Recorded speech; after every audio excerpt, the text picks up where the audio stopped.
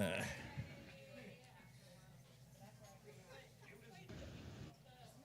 guess it's okay.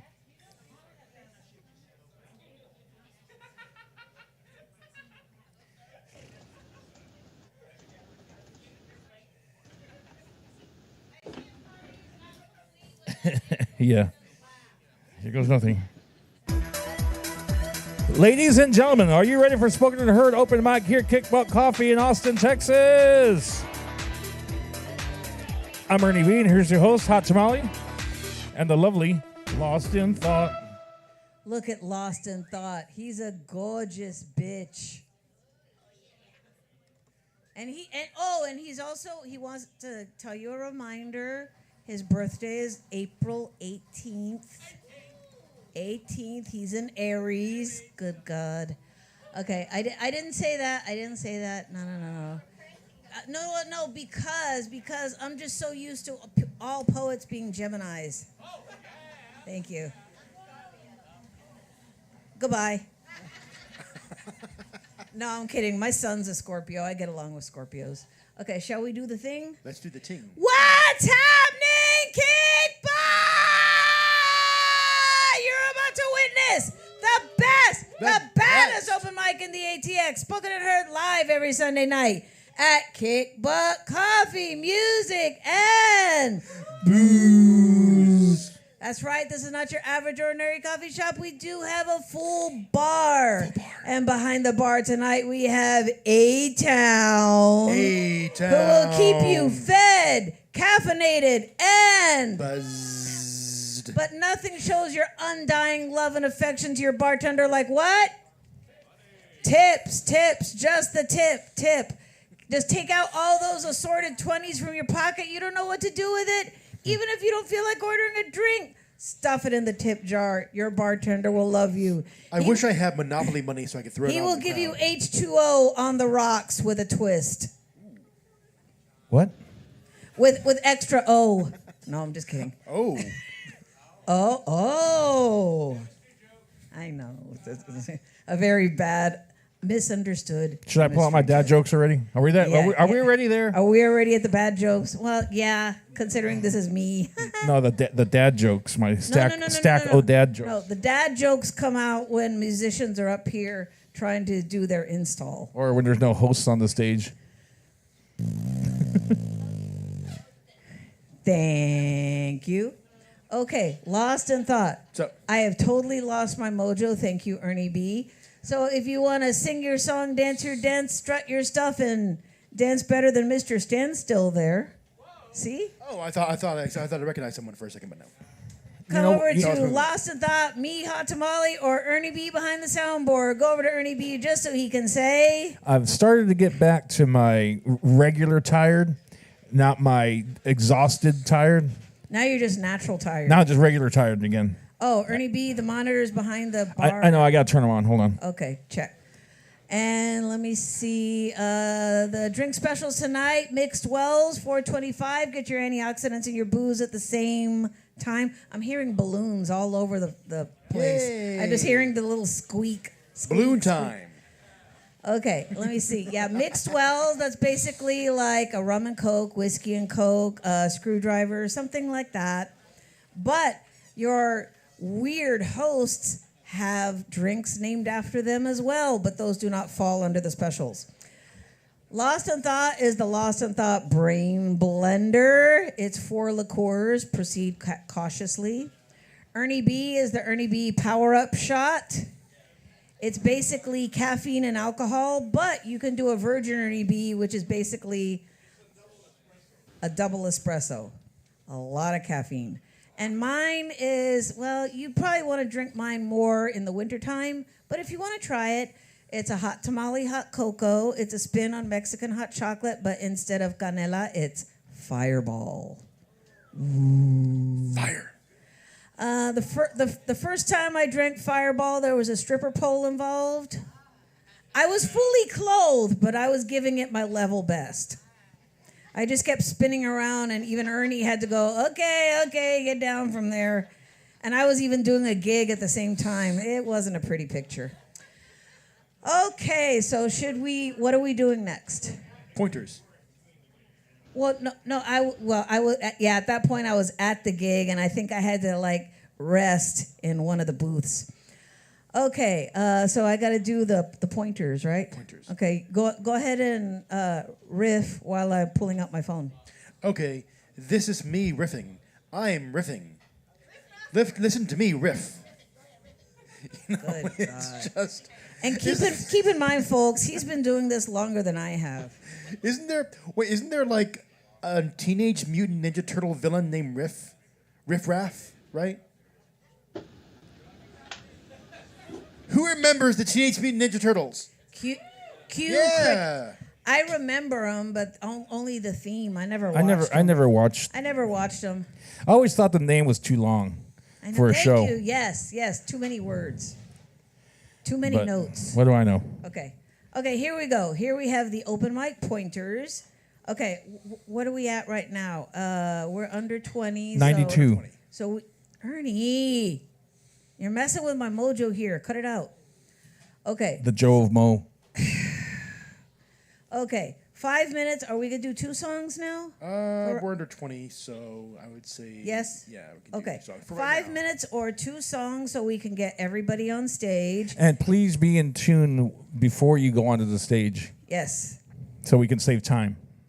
Okay, support your open mic and buy something from the bar, something. and make sure to tip A-Town back there. Can you cuss, Lost in Thought? What the fuck? Exactly.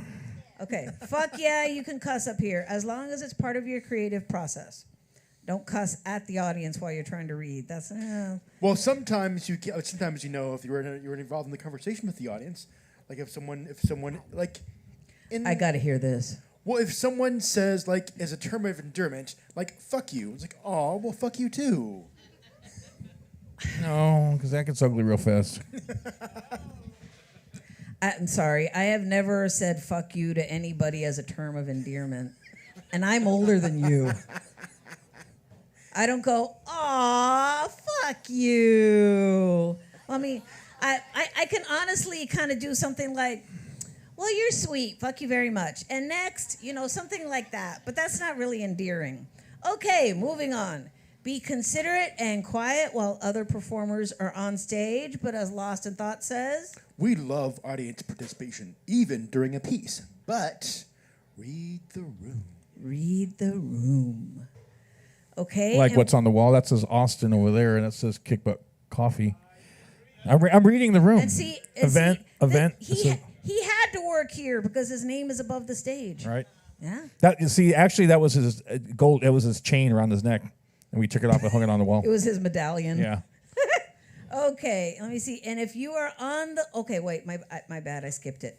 When you are up on the stage here, pimp your product. What the hell was that? I have no idea. If you have any chapbooks for sale, let us know. If you're performing downtown, let us know. If you have bikinis with your face on it and your phone number, let us know. Hey, How could you fit all of that on a bikini? hey, computers is magic. All right, and if if you have your own custom popcorn salt, let us know. On a bikini? Go, keep going. Just Okay, I had to back away because I literally almost spit on the mic. Okay, if you are on the list and you are not here when your name is called, we will move on. Give an example. Well, if I'm looking for you and looking for you and looking for you and can't find you, then I'll tell Hot Tamale, and then we're going to go up on stage and it would say, no, it's like Joe Blow going once, Joe Blow going twice. No, Joe Blow, sorry, moving On on. to the next performer. that'd be funny if there was actually a guy here named Joe Blow. And he's going to stand up. Hey, I feel isolated. Anyway. Okay, Lost of Thought. Are we ready to start? Yes. Yes. We would like to remind you all this show is free. I ask him a simple yes/no question. He turns it into a philosophical thought. Okay, start. Okay. But see, that's dangerous too. Handing the mic over to him and letting him I know. take control, because then But see, I got to give him part of it because I got to rest my vocal cords. We have now taken control of your microphone. oh, I know why I sound so weird. Hold on a second. Wait. There. That's better.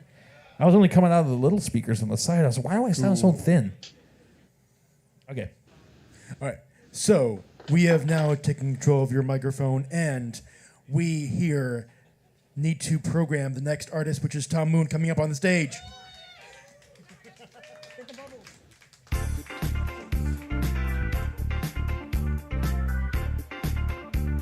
Which means every person in the room is invited to be up with us sharing bubbles and balloons at any time. Yes, because I would love to hear if anybody pulled any awesome April Fool's jokes, whether it was this year or any other year. I would love to hear them. Now, it's April 2nd, of course, and National Poetry Month, of course, and we want to have not just 30 poems, we want 30 venues. Yesterday we did 3 venues. That was Mayfield Park, and then a Zoom, and then last night, where were we? Who knows? So five venues in 2 days so far. There's going to be 30 venues in 30 days for National Poetry Month.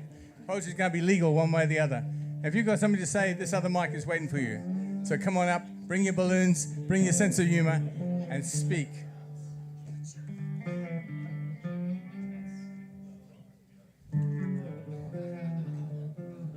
For too long we've been quiet, little songs, saying nothing long, just hanging in. We thought if we sat down the back of the room, all the gloom could be compressed into one little face and there'd be no one questioning whether they're part of the human race, hey? But then these brave volunteers come up on stage and they step up to the mic and they say what they say, because that's what people do these days. First Amendment over the Second Amendment, freedom of speech and assembly too, involves every singular one of you and multiples too. So bring your subpersonalities, your woofers and your tweeters, your past and your present and your future. Step up here, the mic, because the mic is open, needs to be filled with your own verbal demotion. Many people say that you can't change anything these days, but that's not true. You got your chants, you got beliefs, you got affirmations, you got your projections, you got your conversations.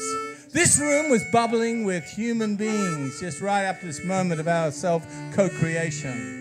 And anyone out there, that means all of us out here, are welcome to share their manifestations. You can't say that I can't do that because this is an uncensored open mic. You can say 4-letter words like work and love. Yeah, you can. Even though it's not popular at all. Poetry's not popular at all. People say that's not poetry. End stop rhymes are so 1890s. The free verse I'm talking about, which means, of course, all of metaphor is waiting for all of us. Adrian Mitchell said, most people ignore most poetry because most poetry ignores most people. But can you see yourself? Can you see yourself up here and saying something in this mic?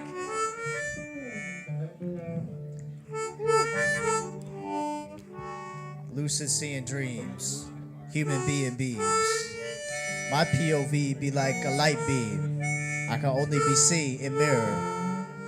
And right here I'm hearing some in my right ear, teaching me, speaking me through. I might be you, I might be me. At the end of the day I say, fuck gravity.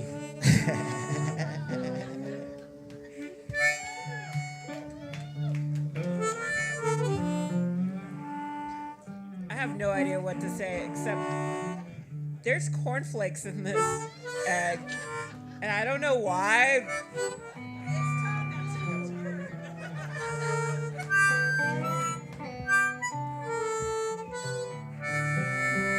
Cornflakes were manufactured by Mr. Kellogg to keep you from whacking off. That didn't work.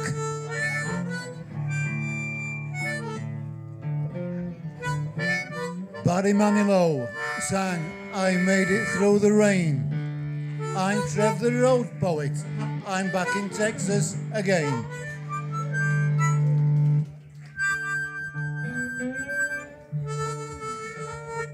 See how easy it is to be as soon as you banish the silence from the room and suddenly you realize everyone here has got the gift of conversation. Anything that you want to say, this is the right place, right day, right? Every Sunday for 16 years over 3 venues. We made it clear This world outside is made of war. Inside here, there's peace for sure. It's all a temporary autonomous zone. This tiny little home, this sanctuary, this space is dedicated to what's left of the human race. You know, it wears your face. Well, the rest of us can wait for a perfect person to take their place. But ain't no perfect person, it's just human beings after all. Ain't that true? Ain't that true? So if you feel that this is not real enough for you, it's time for you to stand up for you too. You can't just resile from being here all this while. This is created, co-created with every singular one of you. So, watch. One day I know what to say, but today is not that day. We're here to create, here to make something that's flyer than snakes. Just trying to get on my mind, get high today. Trying to find some way to pass the time, but you know, I'm just gonna smoke. Hey.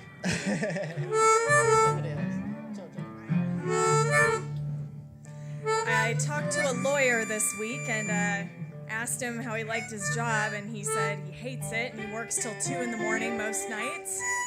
And I asked him what he would want to do if he wasn't doing that, and he looked at me for a second, just blank, and said, you know, I don't think I've thought about that in a really long time. So that's why I'm here tonight, because I want to hear everybody's hopes and dreams and fears and feelings and thoughts. Like, let's bring it all home tonight. That's right, you're not alone, you're not on your own, you're part of a tribe, a clan, a community of people who simply desire to be with other human beings for a very short amount of time. This may change the vibe, but always remember this night was made for and with you all, and every night is different because everyone is unique, and the way you feel, the way you speak changes everything. So welcome to your spoken, welcome to your heard, welcome to tonight, comedy, music, and word. And whatever you say, we'll be listening anyway. Welcome to Spoken and Heard.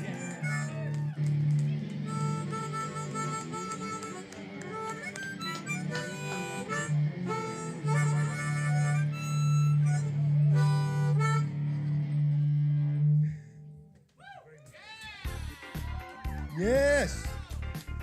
Give it up for Tom.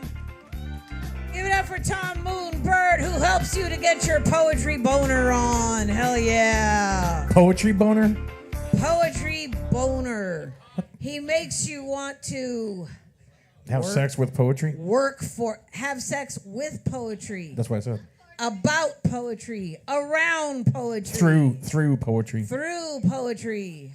It's like having sex through poetry. We're all going to hell. And especially with the cornflakes. What the hell was that all about? He invented cornflakes No. Mr. Kellogg? Yeah. to keep you from jerking off. He was like a Mennonite or something. But how does that keep you from? I don't know. He was It's a food. weird guy. It's breakfast food. I know. You know, as a You kid, jerk off, then have flakes. Hello? you know, Hello? as a kid, there was that movie Road to Wellville. Yeah, it actually what it talks about. Matthew Matthew Broderick. is in it. I actually What a babe. I didn't get the memo. So. I actually kind of wanted to see that movie because of all the male nudity, but then I found out how how much of a lunatic Kellogg was. Yeah. I mean, you know he was a lunatic if he thought that would help. Yeah. Oh well. Okay, lost a thought. Who is coming up next? Coming up next. Okay, see, we got to avoid the quiet parts. We let people think for 2 seconds and then we move on. Yes. Come on, lost a thought. Don't look at me. Look at them. I was gonna say it's just very spooky. Love is kind of crazy with a spooky. Everyone, I think he's still tuning his guitar. I used to love that song when I was a You kid. ready? Are you good? Okay. Give it up for Spooky McDougal!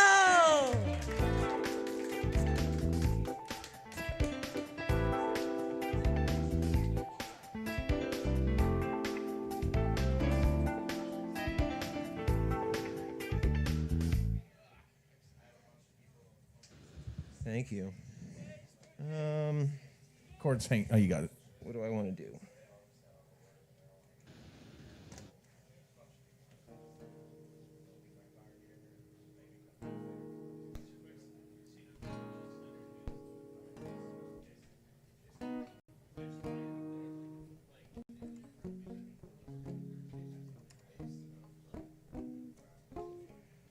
Okay, I played this last time. I'm gonna try and not fuck it up again this time. But I get 2 songs, so anyway.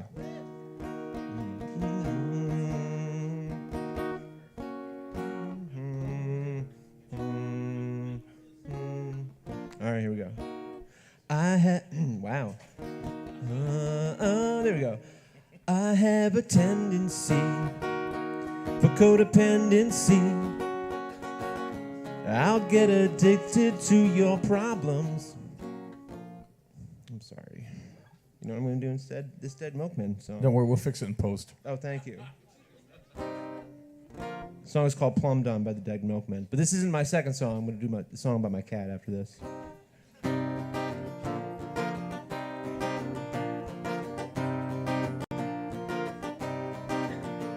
She stands on the corner, got raspberry jeans, waiting and watching, oh God, here he comes.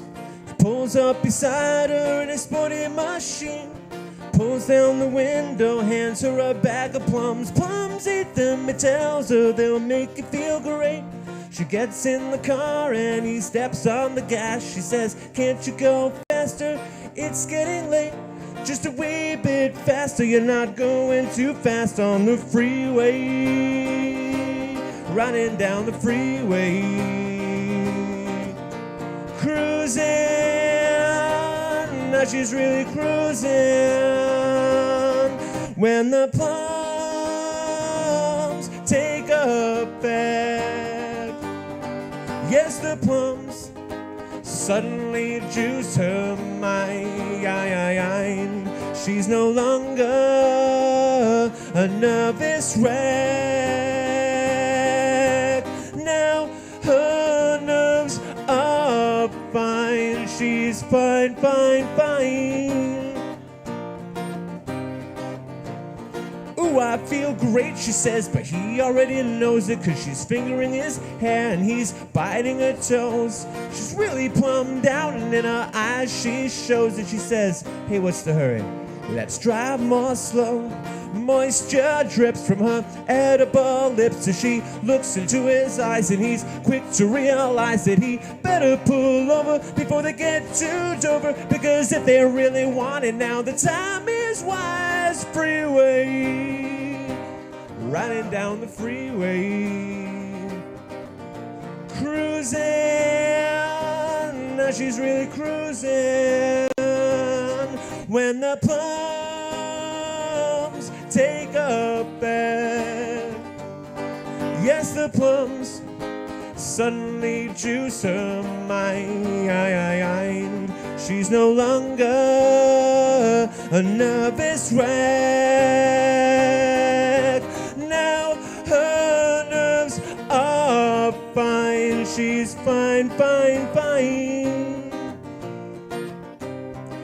She's plum dumb, plum dumb. Plummet, plummet, plummet, plummet. Yeah. Thank you. Dead Milkman. All right, here, real quick, song about my cat. But if I didn't tell you it was about my cat, you wouldn't know. You would think it was about being in a codependent relationship. Let's see if I don't fuck this up. Because every time I play this here, I fuck up the beginning. So let's try not to do it. Excuse me. There we go.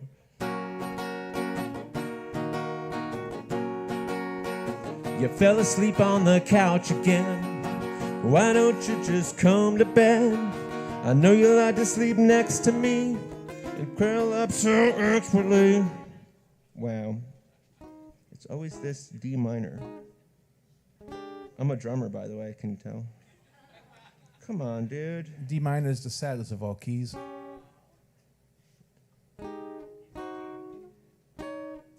What am I doing? There we go. You know what? Let's let's move it up. All right. Thank you. There we go. That's why. All right. Thank you for putting up with me. You fell asleep on the couch again. Why don't you just come to bed? I know you like to sleep next to me and curl up so expertly. You wake me up just to see your face, dig me up to start the day. Tell me everything that you like, and I can't help but to oblige. I know you don't like to be alone, and if I could, I would just stay home. You're always waiting for me by the door. What am I gonna do when you're not there anymore? What am I gonna do when you're not there to keep me warm at night? What am I gonna do when you're not there to tell me it's alright? What am I gonna do when I'm not cleaning up your messes? Still I'm counting all my blessings. What am I gonna do? Ba-na-na-na, ba-na-na-na-na-na-na-na-na-na-na-na-na-na, ba-na-na-na-na-na-na, ba-na-na-na-na, ba-da-ba-ba-ba-da-da-ba-ba, ba-da-ba-da-da-ba-da-da, ba-da-ba-ba-da-ba, ba-da-ba-ba-da-no. What am I gonna do when you're not there to keep me warm at night? What am I gonna do when you're not there to tell me it's alright? What am I gonna do when I'm not cleaning up your messes? Still I'm counting all my blessings. What am I gonna do?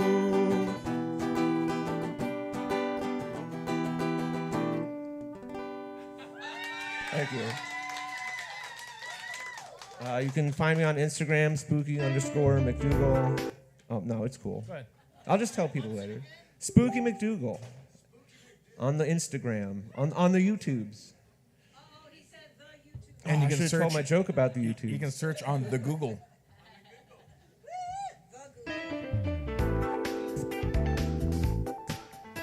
All right, give it up for Spooky McDougal. Okay, wait. I gotta ask Spooky 2 questions. Hold on. Okay, what does your hair look like when it's not mohawked?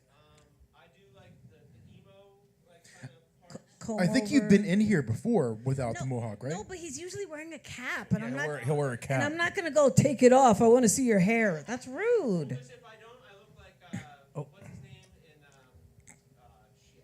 in Fifth Element, Gary. Oh, Gary Oldman. Oh. Yeah. That was the weirdest accent, wasn't it? I'm sorry. Okay, and question number 2. What do you use to keep your hair up? I bought it from you several times. I'm surprised I haven't figured it out. I'm not girly. You're gonna have to help me out. Clear Elmer's glue. Oh. Really? Oh, okay. Here I thought he was just buying it for a project. Okay. Back in the day, in the 80s, I used to spike my hair out, the big old Motley Crue hair. And I used to Aquanet. No, I used to get this stuff called hair glue. I don't think it exists anymore, but man, it would last for days. It would stay like, it was good stuff. I remember one. Cause do you remember how for 80s and 90s kids, how when they would do like a backwards prom and call it a morp?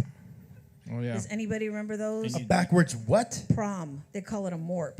So you don't come in prom dresses. You come weird. Yeah, the whole thing. In other words, you'd fit right in.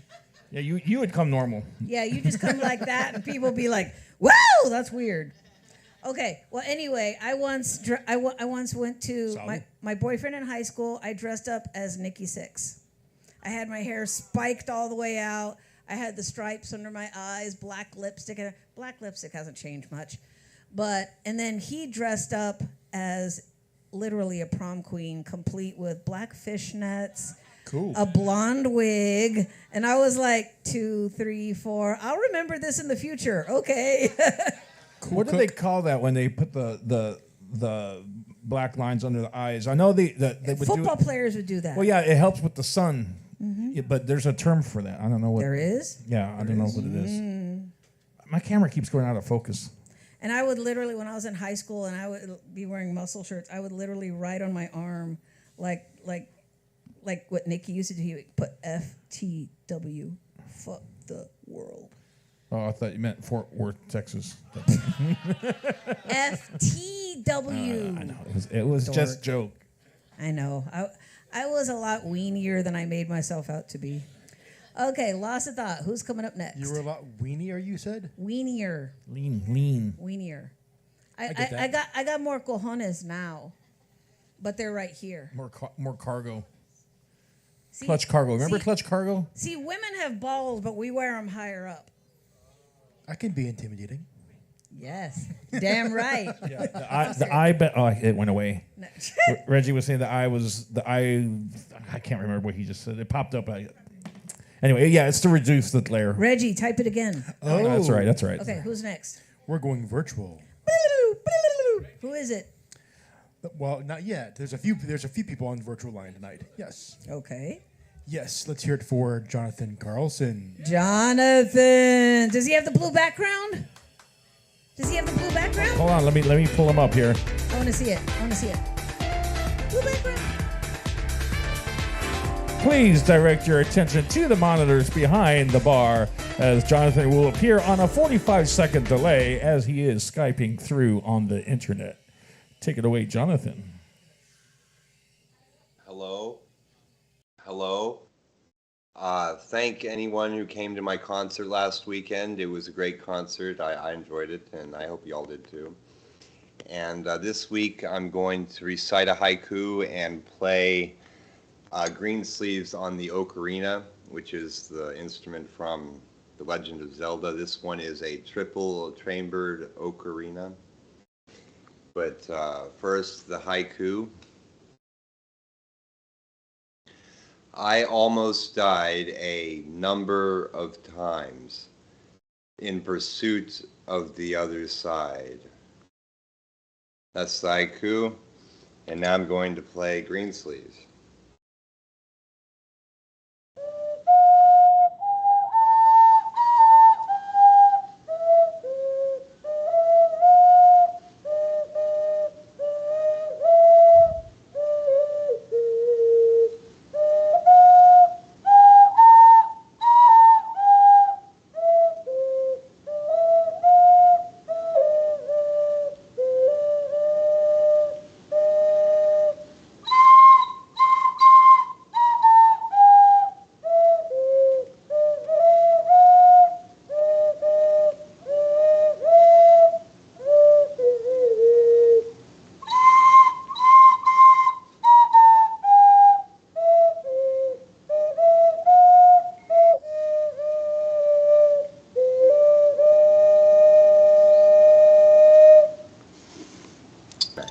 Thank you. Have a good night.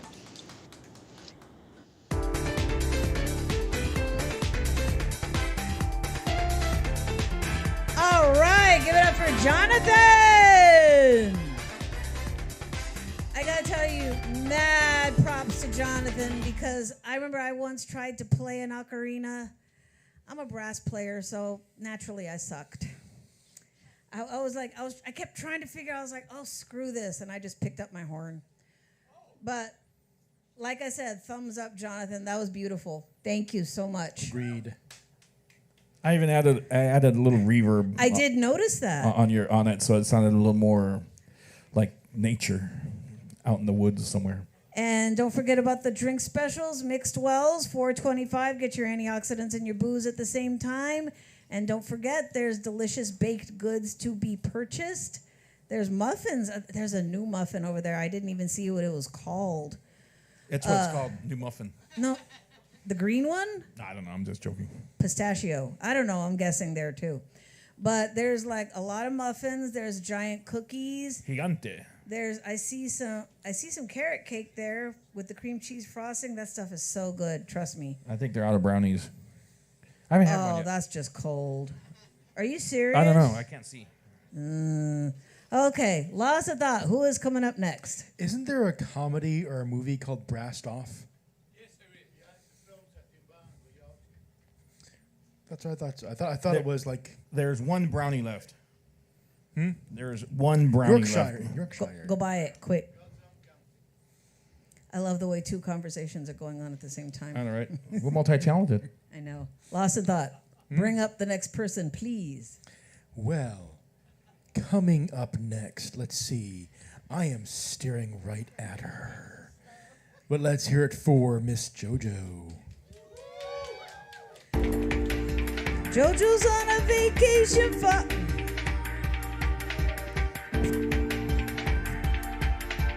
I left off and it sounded like I said fart. Sorry.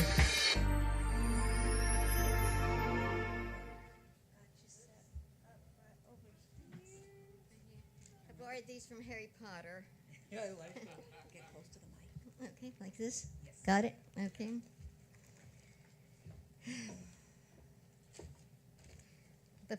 The Forbidden Stone. A thief, that is what I've become here in ancient Ephesus, where even footprints are sacred, I'm told. Beyond the walls and into the tombs of sleeping bones and dust, I feel small. St. John lies there, guarded by an immense dog in its place for a lineage of 1,000 years and beyond. He stretches out on a flat rock and falls asleep as if all is well. I lean low to capture a stone, forbidden. Curling it in my fingers, I stumble, steady to a guilty stand and disappear among the olive trees. Back across a wide sea, I place the stone on my son's own shelf above his name. A terrible wind commenced and grew into a huge crowd pressing in to see what had been nestled in my hand. A great sorrow and weeping moved around inside the great darkness and became a mighty cloud of giving testimony to their witness. I begged that my son will shepherd the stone and keep the promise of it, and carry the elements moved, and many arms reached out toward the stone and voices of thunder. No, your son will enter into the fellowship because of love. But you will carry the stone, lift it many times without fainting, in tongues and naglins. This is a blessed stone. This is the Ebenezer, the holy stone of help. I didn't know Ebenezer until I learned that. It was Emma's eyes. Emma, I saw her on when they're having so many battles over in some other country, and the children were just dying and running, and the grandmas were holding them and running into water and things. And I saw her when she went into spasms of laughter and then crying, and then the bombs were coming, So I love to honor Emma. Emma's eyes never closing to sleep, to dream. When will glass eyes not shatter into burning sands of hell? When will waspy legs stop falling into stumps of humanity? Anthems of peace into dirges, and banners of pride into raps of blood. Fits of laughter, spasms of fear, all here in Emma's eyes.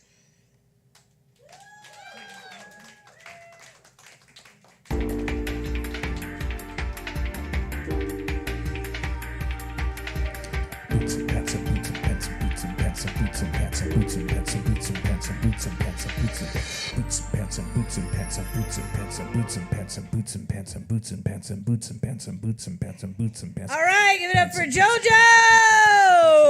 Boots and pants and boots and Trying to drown out Ernie B. Pants and boots and pants and boots and pants and boots and pants and boots and pants and boots and pants and boots and pants and boots and pants and boots. I gotta live with that. And pants.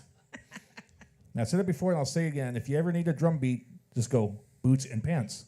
Boots and pants and boots and pants and boots and pants and boots and pants. You got a party. Okay, Ernie B. Thank you. It's kind of like saying Michael Bublé. I just like saying Bublé. Okay, lost in thought. Who is coming up next? A whole lot of nothing. No. As Trev taught me, now. I'm learning. You got to read his shirt. It's Yorkshire Translation Guide. You have to go up and take a picture and then cram for it for the test. Okay, so now you're part Yorkshire. Okay, lost a thought. Who's coming up next? Coming up next, let's hear it for Vivid Nothing, aka Eddie Navarro.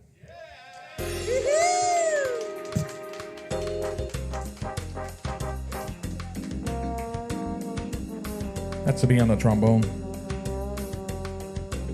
Okay, no, it's not.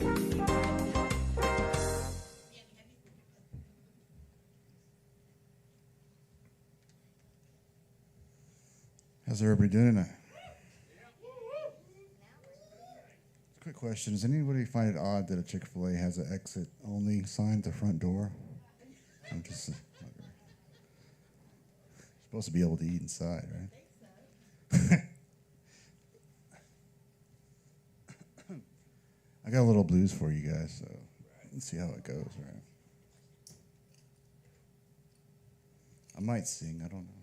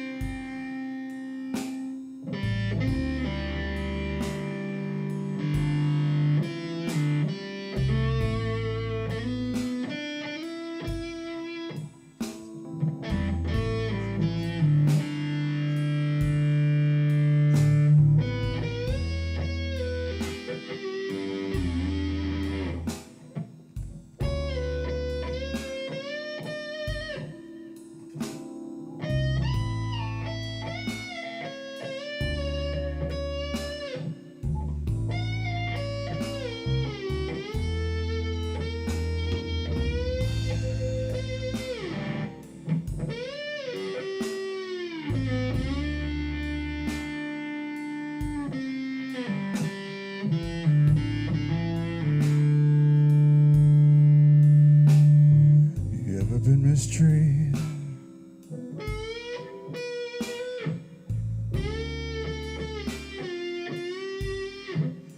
Just like the way I have.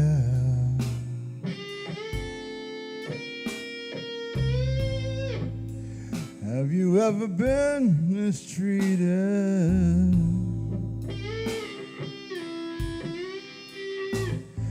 Like the way I have.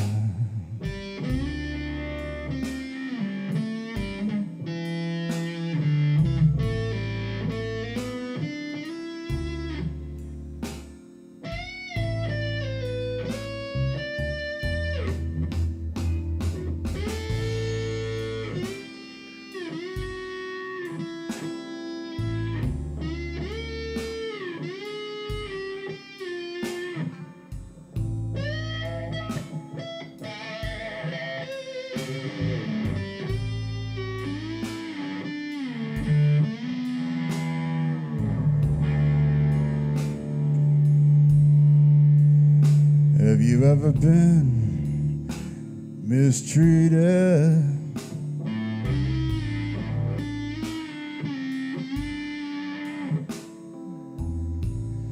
Like the way I have.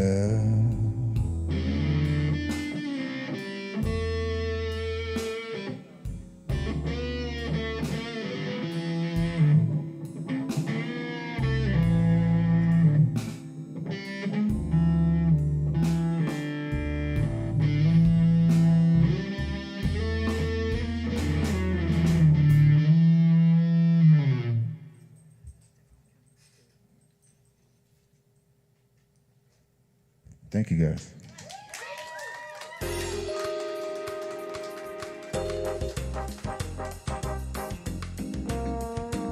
That's me on the trombone.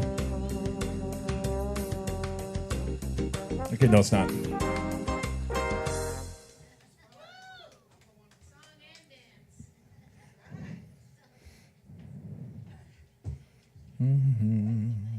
All right, get it up for Eddie Navarro, aka Vivid Nothing.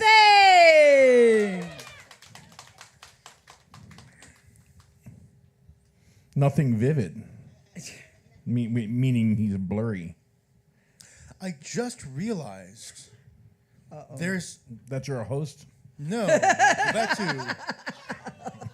There's Okay, that was pretty good. There's a porn production company called Vivid Entertainment. Oh, sure, yeah. They're huge. He said huge. While we're on the subject. You know. What did you say earlier, Ernie B? We're all going to hell. Whatever. We're all going to hell. Well, that's okay. All my friends will be there. Whatever. Hell in a handbasket. Okay, lost of thought. Who's coming up next? Coming up next, we're going virtual again. Oh. Who is it? Let's hear it for Clint the Poet. Clint the Poet! You caught me off guard here. Hold on, stand by. So many things I got to do this. Wait, somebody forgot their phone up here. Phone up on the stage. Please direct your attention to the monitors once again behind the bar. Clint the Poet will show up momentarily as it is on a 30-second delay. Take it away, Clint. Hey guys, what's happening? I gotta do this and then jump off. This is a piece that I wrote a few days ago, performed it yesterday at Wake the Dead, so I'm gonna perform it here tonight. And it is entitled A Self-Embrace. Greetings, please excuse me for kneeling, and I'm sorry, but I cannot hide my weeping, nor can I hear you speaking. Please, I don't need any critiquing. What I need is healing. Healing from the bleeding, from the misleading, non-believing. I'm freezing. I'm barely breathing. I'm tired from constantly reaching for the ceiling, but not seeing a way out. The sadness deepening, the hope of escaping fleeting, feeling of despair because I'm not defeating this reaping. And all I can do is just keep dreaming. And in my dreams, I'm leaping. I'm finally succeeding, exceeding my own expectations. Oh, but who am I kidding?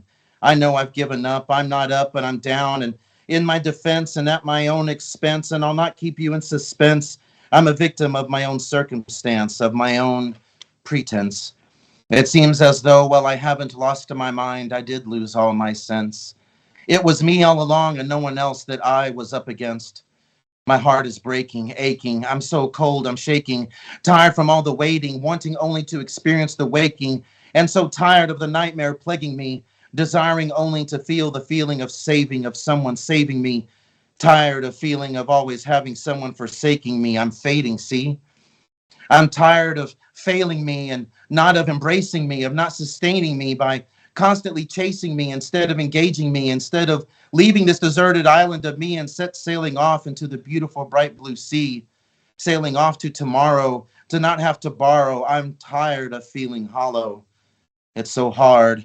I'm still scarred from all the shards that has left me marred, but maybe maybe if I can just try one last time to climb my way out of the dark, to try one more time to find that spark, then maybe I'll have enough light and it won't be so hard.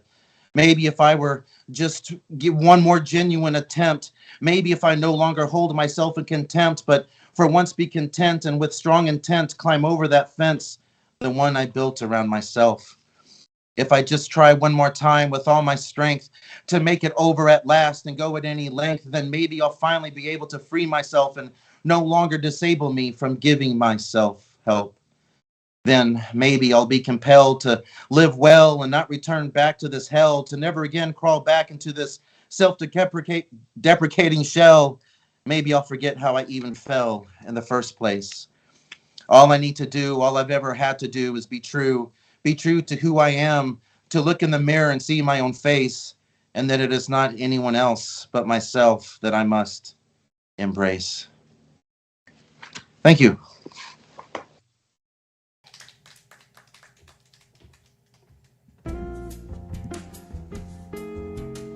All right, give it up for Clint the Poet, live via Skype. No, he really did have to go. I mean, as soon as he was on his boop. Well, see, what's really cool is that it's on delay behind the bar, so Yeah, it looks like he's still there. No, he hung up already. But I mean, Oh, they were on hold for like a half hour before we started anyway. So, Dude. Okay, that's patience. Thank you. Where were you at? PR. He's just lost in his own brain. All right, lost of thought. Who's coming up next? Well, I am so happy to introduce this next person because we haven't seen him in a while. In a long time. At least, dare I say, a year? Yes. Well, he's been traveling. Yes, that's true. But let's hear it for Trevor, the traveling poet. Trev the Road Poet! He's going to help us to be bilingual.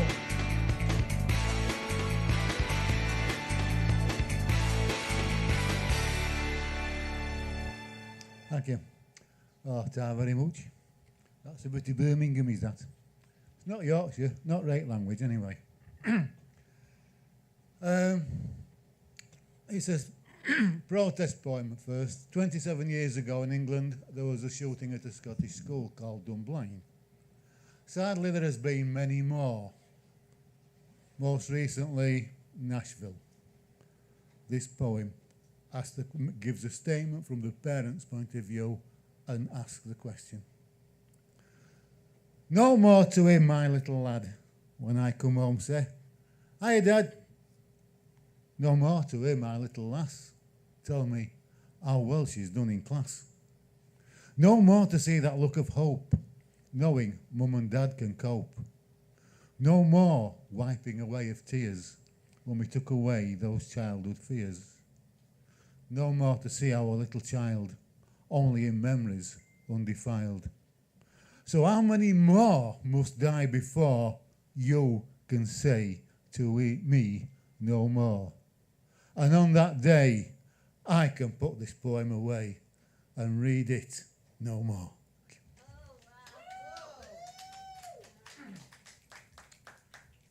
One from when I should have been here in 2020. Well, not here, but somewhere else. But I would have been in Texas. I would have performed here before going on tour, making a nuisance of myself. teaching more people to speak right. That means talk correctly in Yorkshire. I rise to face the day, but my thoughts are miles away, to the west, beyond the streets, to across the pond.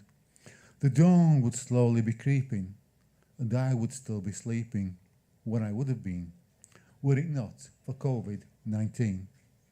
And later I would rise and make my way to the airport for departure day.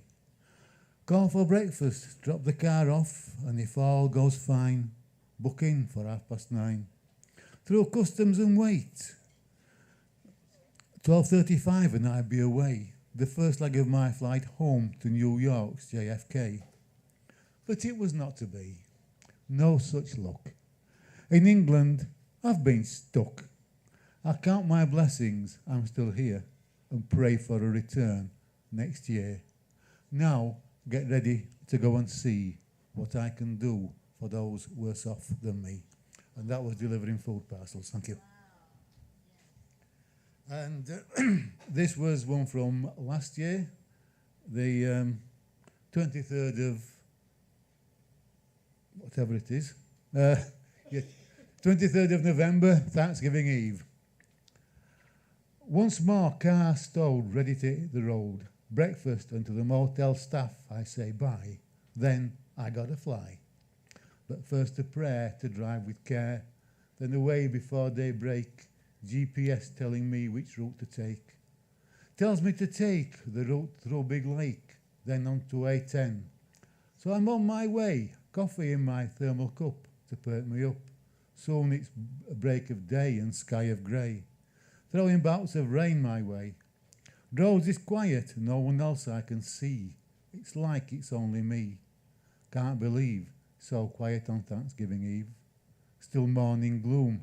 I'm on the I-10 and need the restroom. Once more, it ain't been on this part before, but get the music going as I'm flowing. Get the music flowing as I'm going. San Antonio, gas is really cheap. Fill up here and save a heap. This time it ain't so dour, it's past rush hour. Go through steady and soon it's done. I'm on the familiar 281. Sign tells me where I need to be. Got the music on once more, from country to classical score. Down the road I'm flying. I'm almost crying. Crying with joy in my mind in a whirl at the thought of meeting Ivy again, my favourite canine girl. But I can't let the emotion stop the emotion. Further Macallan bound. When I arrive, it's hugs all round. Damn, I'm lost. Driving down, I give my best, and now it's time for a well-earned rest. Thank you. Your request now. Tamale asked me to do a request because for those of you that were here last year, I did a haiku with my mouth closed. Because my wife was always saying, why have you got your gob open, which is mouth open, on photographs? I said, have you tried reciting poetry with it shut? So I did a haiku. And talking about Tamale, I says, what about a limerick? She says, go for it. It's all in the rhythm. We've got to start properly.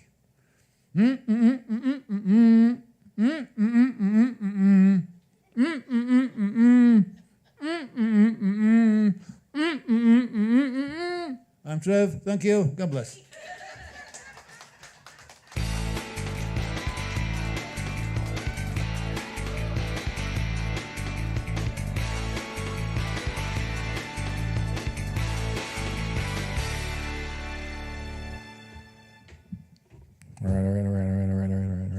All right, give it up for Trev, the road poet, coming across the pond for yet another year. Oh, there you are. So glad to have him back. Totally. He is the old school of when Kick Butt was still half the size. Yes. So. And we were on that stage over there. We were on that stage over there. And that's when we would literally have to move tables and chairs to clear the stage and to do the show. Remember that? Trying to get the lights on over there. It's almost surreal now. Right over there. Well, see, the lights are better over there now. They weren't that good back then. All right, lost in thought. What did you order from the bar? A brownie and a orange. Yes. No, there was supposed to be. No, there's one more left, I think. And there's an orange dreamsicle. Ooh, that sounds good. And you know, while I was eating my brownie, I kept thinking about those Got Milk commercials. Do you remember those? Do you remember that one commercial with the guy eating all those brownies? And it's I must be in heaven. And then he opens up and there's no milk. He's like, oh no. Oh yeah. Right? Oh no. He's in hell. No milk. I mean, like, but I'm thinking like I never understood that because there's this thing called water that you can, you know. But with a brownie? I do it all the Okay, time. see, that's why he's lost in thought. Thank you. You did. Look, did you hear that? You just made the whole venue explode. It's Like, just let's like rec- a let's brownie with water. Pah! What's wrong with you, man? That's what I Okay, you gotta have some kind of milk, whether it's moo juice, almond juice. I heard you can't call it milk anymore. You can't? No, I think they kind of got some ruling, so they're either calling it nut milk or nut juice. That's worse. And that sounds worse, much worse. Go to the bar and say, "Can I have some nut juice?" And the bartender just looks at you like, He's like, "It's gonna take me a minute." Yeah, give me about 10 minutes in a penthouse. I'm gonna go to the back. I'll be right back. I hope this isn't one of the days can't that say my kids decided to watch me tonight. You can't say milk anymore. Not almond, no. Why not? I gotta go with nut juice. It's freaking milk. That's what I do when I'm at work. I go like I have to put up the cold stuff. I'll go to my boss. I'll go, "Hey, you want me to put up the nut juice?" And they'll be like, "Are you gonna be in the fridge?" Yeah, okay. I mean, why pay those expensive salon prices when you just get a facial at the bar? Oh, okay. Let's bring up the next person, please. As soon as you said that, you just went in a completely different department. You know what? I'm gonna check myself off camera. And look, I saw somebody in this booth over here going, "All right, I'm gone." See, look, it doesn't say milk anywhere here. Let me go back on camera here. See, I told you. See, show, here. It got some kind of ruling because can you milk a nut? It doesn't say milk anywhere. Now it's out of focus. Okay. Come on, let me You can do it, Ernie B. I have faith in you. focus. And like Ernie B says, look, we got to remind you that this entertainment is free. There it goes. Okay. We cannot vouch I'll for forget it here. We cannot vouch for the quality of it. Well, okay, what was the brand, Ernie B? I don't know. It was out of focus. Pacific Foods. Look it up for yourself. Oh yeah, by the way, A-Town says the register's been going very well. Plant-based. Plant-based. So I guess they decided against nut juice. See, look at the screen. I was trying to get it to focus, and it wasn't. It never did. It's not light enough back here. That's why the camera's behind you guys. It's shooting from all the way to the corner over there. That's why. So, yeah, the Okay, register lost has thought. been- Who's coming up next? So the register's been going well. Good. Keep buying. Keep buying stuff. Keep tipping. A-Town says thumbs up. That gives us a place to do this every Sunday. Yes, that's why we're the longest running open mic, because we care about the bar. Because we care. We're not just selfish hoes up here on the microphone going, "Woo, listen to me." Oh, wait, yes, I am. Yes, you are. I know. Still not focused. I know. What's going on here? Can you believe I used to have stage fright? Can you believe this? I don't either. All right, thank you. All right, lost in thought. Who's coming up next? This is like the third time I'm asking you this. Well, virtually speaking. Virtual. Okay. See, now I know. Now there's only one person left, so I know who to go to. Because I got to cue this up when you guys do that. Okay. You know, there's things I have to do Okay. technically. In other words, say virtual to Ernie B and then continue riffing. Virtual. Go. I'm ready. Are you ready? No. I already said I was ready. Okay. So he is the good doctor, and I'm voting for him in 2024. Let's hear it for Reggie Goodwin. Let's make him a write-in candidate. # Goodwin 2024. Please direct your attention once again to the monitor behind the bar. Dr. Goodwin will appear momentarily as it is on a 30-second delay due to the bandwidth constraint. Hey, that almost rhymed. Okay, take it away, Reggie. There is something deeply hypocritical about praying for a problem you are unwilling to resolve. Theologian Wolf. Governor Bill Lee tweeted, "I am closely monitoring the tragic situation at Covenant, and the Tennessee Department of Safety and Tennessee Highway Patrol are assisting local law enforcement and first responders at the scene. As we continue to respond, please join us in praying for the school, congregation, and Nashville community." After 3 students and 3 adults, a teacher, a substitute, and a custodian, all in their 60s, died in a Christian school, thoughts and prayers are oxymoronic. But so is signing legislation against drag shows, which to date, 1, drag shows are voluntary activities, 2, no one's died ever. Your faux ablations never get past the ceiling and are a bitter tonic for parents reeling a few hours ago before their personal midnights. They didn't realize they would be saying goodbye, have a good day, I love you for the last time. Their children were the victims of another American mass shooting done by a former student. Reagan's Morning in America has become daily mourning in America. I write this on the 87th day of 2023. We have surpassed 100 shootings and casualties. As an engineer, let me extrapolate sans accuracy. We might have 419 by New Year's Eve, and I fear we will surpass that. We are exceptional because no other country puts its citizens through a constant barrage of PTSD violence. Bill Lee is a waste of oxygen, banning drag queens when as a teenager he was one. One of the aspects of inept fascist governance is punching down on the weak. It solves nothing in the short run, but sets up eventual disasters like this.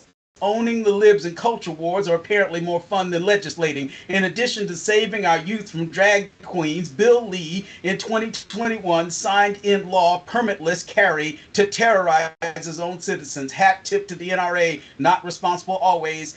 Every massacre is the responsibility of evildoers we extend Second Amendment rights to. More rights than the children at Covenant, which translates to binding agreement or promise. A promise Bill Lee flopped. His piety is apostasy. Andy Ogles, congressman from the Tennessee district who represents Covenant, tweeted, "My family and I are devastated by the tragedy at the Covenant School in Nashville this morning. We are sending our thoughts and prayers to the families of those lost. As a father of 3, I am utterly heartbroken by this senseless act of violence." Andy posed with his family in a 2021 Christmas photo armed to the teeth with assault rifles. He's devastated by the shooting, just not enough to legislate. You and Bill Lee's thoughts and prayers, save them. Your Schlitz 45 malt liquor oblations are poured out for Mammon and Moloch. You missed the red letters in the Bible that might be slightly important. You checked out at the Sermon on the Mount. The last time I checked, the meek that will inherit the earth won't have bump stops, AR-15s, or banana clips. Thoughts and prayers, bullshit. Here are the fruits of your labor. White evangelicals became a numerical minority in 2017. They decline with every action not taken after every gun massacre, accelerating the institution's demise. So your obvious solution is not good news, but the gospel by gun point, evangelism by fascism. Dog ear this. We had news reporters concerned for their children during an active shooting and flashing back to their own childhood attacks. Run and tell them gun violence is the number of children in America. It's overtaking cars and illicit drugs, and drag queens are nowhere on that list. We passed laws insisting that young children wear seatbelts. It did not reduce fatalities to 0, but it did reduce their frequency. We can legislate the womb, but we can't legislate open carry. We can't do anything about gun massacres because of the gun lobby. There are 538 Senate and House representatives, many of them on the gun lobby's books. This lack of action has been consistently sadistic since Sandy Hook. Audrey Aiden Elizabeth Hale, 28-year-old former transgender student, was the shooter. The police executed them. Woke didn't cause this. Their choice of pronouns didn't cause this. No drag queens have ever committed violence. What violence was committed by Covenant when they were a student? They probably had a backstory that propelled them to do this. If mental health is the issue, okay, let's fund it and reinforce the ban on the mentally ill only guns rescinded by the last administration. But that takes an act of compromise and governance and requires something this Congress of sociopath lacks: a demonstrable, functional soul. It's why you fear voters and polls like Benjamin Netanyahu. Fascism doesn't want to be accountable. Israel is suddenly realizing that rights denied to any outgroup like the Palestinians eventually migrates to all its nation citizens. Martin Niemöller wrote the first They Came poem about it as Bibi is trying to exert control over the judiciary and government. There are 400 million guns in the country to 330 million citizens. If more guns equal safety, with that much firepower, the United States should be the safest country on the planet. I've got a news flash for you, Sherlock. It isn't. Stop lying. Stop giving us your flaccid thoughts and prayers to hide your political impotence. You hypocrites don't believe what you say when you reflexively utter it. Vote these idiots out. 2024 is the final battle, just not the one orange Satan thinks.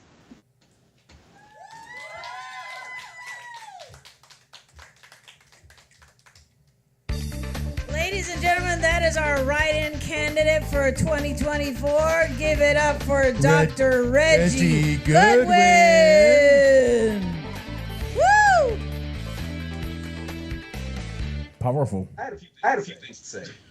No more empty promises. We need Reggie Goodwin. Yeah, we were talking about that before, because he's not really running for any office right now, but we say it so much, people are going to just start writing him in. Yeah, it's where they're gonna go through the polls and going, who's this guy? He got the majority of the votes. Who's Reggie Goodwin? And they're, yeah, that'd be cool. That'd be so cool. Oh my God. Cool. Yes. Okay. Loss of thought. Quit looking at me and tell me who's coming up next. Thank you, good doctor. I just like saying good doctor. I like saying doctor. Okay. I'm sorry. Isn't that like, is that Prince? Yeah, that's Prince. Doctor, I don't know. Yeah, his keyboard player. Okay. Well, what can I say about this person coming up next? I don't know, but I'm kind of getting tired waiting for you to hurry up and announce. She's classy. She's stylish. She's also yes, one of my closest friends. And the way she's dressed right now, I have this look in my mind, like when Renee Zellweger was at the Oscars, and they kept taking pictures of her, and she had this look like, like. How? Wait, do it again. How? No, don't. Oh, God. Because Renee, and she I just pictured him in an evening gown. But let's hear it for Miss Rayla.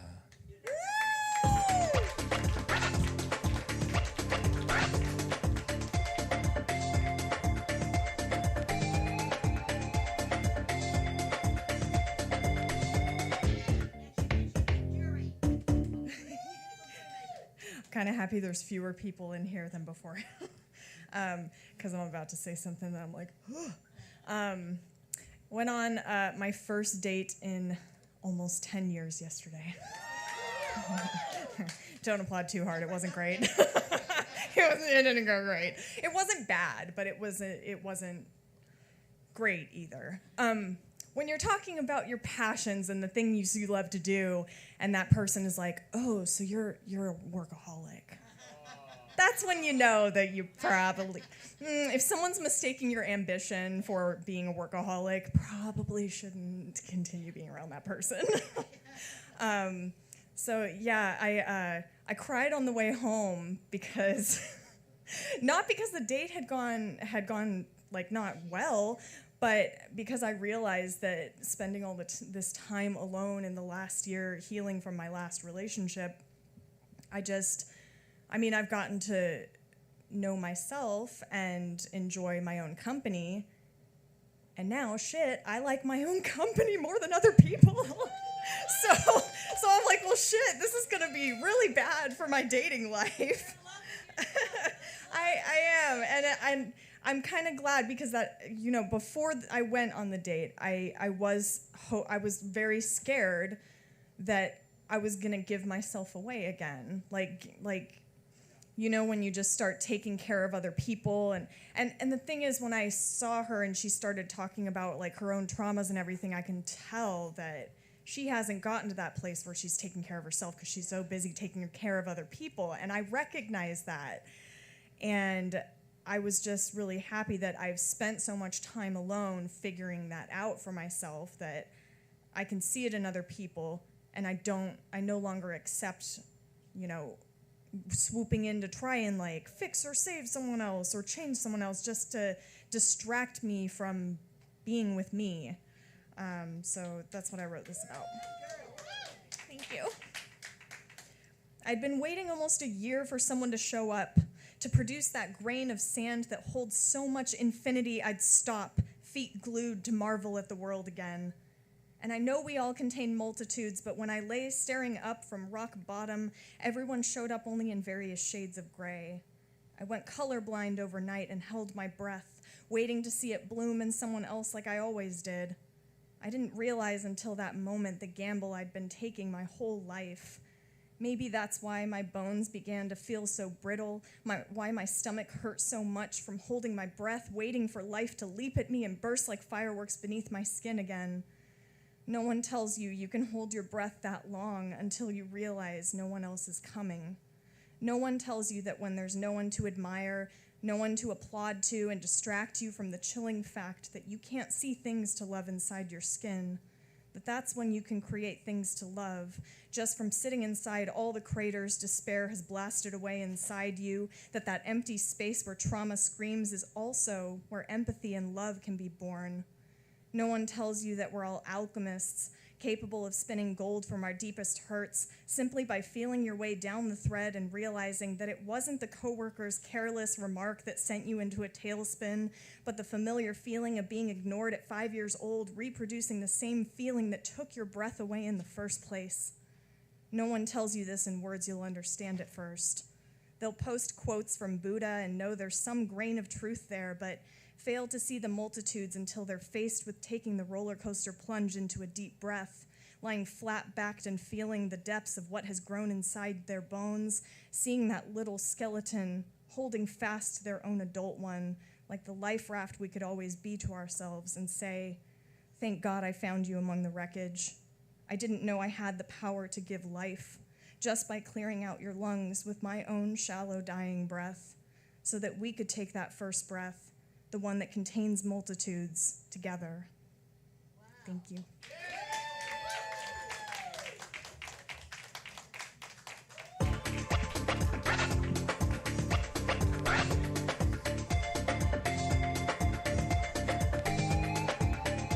All right, let's give it up for Rayla. Okay, Lane, see how the microphone is pointing up? Don't leave it like that because the speakers are up there. As you're pointing them at the speakers. And you're going to start to get that. Did you hear that the real high squealing feedback? I muted that microphone and it went away. Okay. Don't be an asshole. There, yeah, point it at you. There you go. Yeah. I thought you were going to take it up higher. I retract my asshole I comment. want to take you higher. Nope. No, but seriously, point it at you like that. 'Cause when you Stone. point it up, it causes feedback. He's just, he looks like he looks like the puppy that like peed on the floor, and he's kind of like.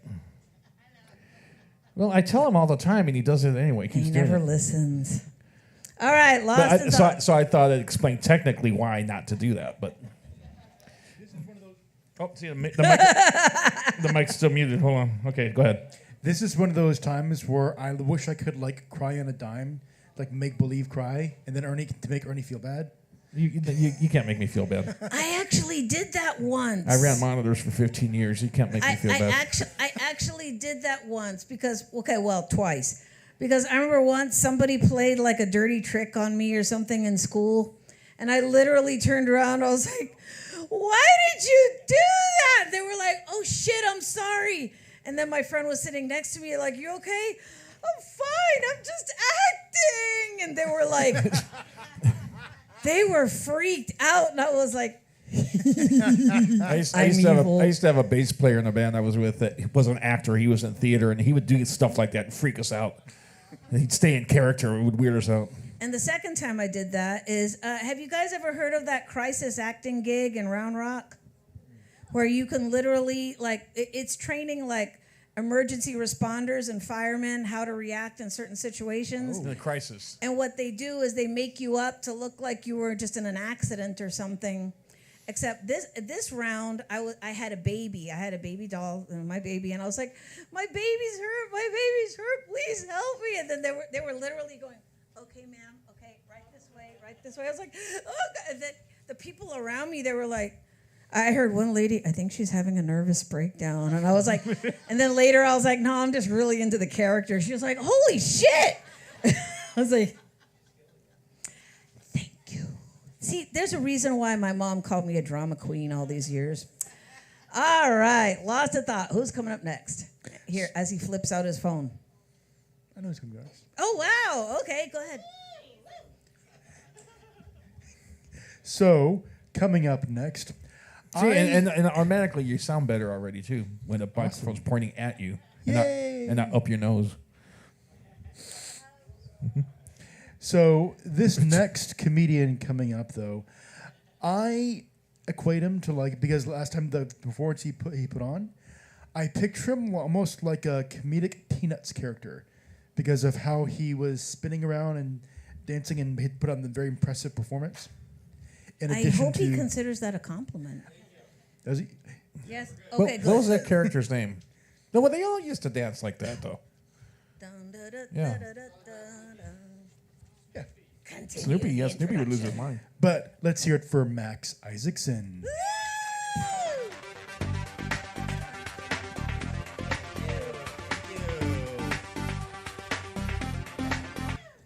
Hey, we're doing it. All right. I teach a weekly stretch class on Zoom. Love to see you there. It's a bunch of women your age. It's great. Yeah, it's the closest I get to OnlyFans. That's what I do. I'm just like, okay, we're just going to go a little downward dog. Yeah, we're doing it. Yeah, let's go. I don't have a bone in my body. Let's go. We've only got one thing that gets hard. Hey, let's go. All right. Okay, all right, sure. I mean, I just got to get tested afterwards, so we'll be fine. Yeah. No, it's good. Yeah, where do we go from here? This is great. It's weird. Like, I'm an actor as well as being a flexible being. And it's really, in the acting world, it's very, like, stupid, a lot of stuff you have to do in acting. Because you have to do commercials, you have to do a bunch of stuff. So it's just kind of like, I had to audition for an anti-smoking campaign commercial, which is like, legitimately, the audition was just me smoking. That was it. And I got a call back, which is great. Yeah, I got a call back. And I'm in the chat, and the director's like, okay, so like, we're gonna. Directors always try to make things more than what they are. Like, okay, so like, we're gonna just try and look casual. Just do some inventive thing. Whatever you want. You know what I mean? Just whatever. Just make sure that just try some different stuff out. If it doesn't work, that's okay. That's all right. So I'm like, all right, cool. Okay, I'll just try it. All right. So it's my turn to go smoke, and also I just light it up. I'm just like.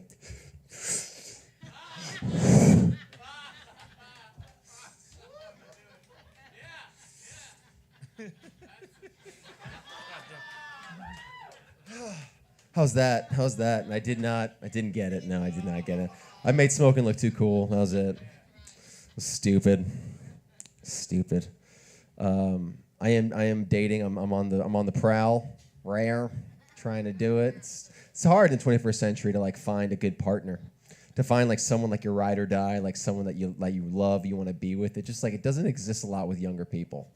Monogamy is hard to come by. It is. Monogamy is like the new polyamory. People look at you, when you try and tell someone that you want a monogamous relationship, they're like, they look at you like you, yeah, they're like, they look at you like you just asked them to move to North Korea. It's like, don't you care about human rights? Seriously, like it's just incriminating on my individual expression. I'm like, bitch, you're 35. Come on, let's settle down. I want to be a daddy. I want them kids. I will be a walking pregnant man emoji. I'll be happy about it. I'll have the kids. I don't give a shit. Yeah, I'll be happy. Get those kids. Get that little baby. Just, I love that. I honestly feel abortion is totally sexist. I think it should totally be legal. Totally. Because if men could have babies, abortion would just be. You could get it done at the drive-thru. You just pull up the drive-thru. It's like, hey, can I get a quarter lidocaine with cheese, please? They have a cipher and like a vacuum. Like, all right, please pull up the next menu for the incision. And just like fucking suck the baby up. Ba-da-ba-ba-ba, ain't having it. Okay. That's a weird one. That's weird. Very good. Yeah, man. It's I went on a date with this woman that was she was non-monogamous, right? And she was a 4th grade teacher. Which totally makes sense, because if you're gonna, if you have 40 kids, you gotta fuck at least 10 dudes, each kid for 4, just rile it off. And yeah, man, it was weird. It was a weird experience, like we were having sex, and then she just I was getting tired. She just gave me a Capri Sun. She's like, here you go, baby. Afterwards, I was feeling good, but then she had a clipboard. She was just grading it. She was like, you almost failed the oral exam. Nope. This is 4th grade. It's supposed to be in cursive. Okay? So bad. She's like, you need to do your homework. You need to do some more research in geography. Okay? Geography. It's like, I don't know. I don't fucking know where Luxembourg is. How am I supposed to find your clit, lady? Okay? Yeah. Then the second time we did it, she just phoned it in. She just put on Bill Nye on VHS. Yeah, I was just doing heads down, thumbs up, and I just heard in the background, Bill. All right. This is fun. Okay, cool.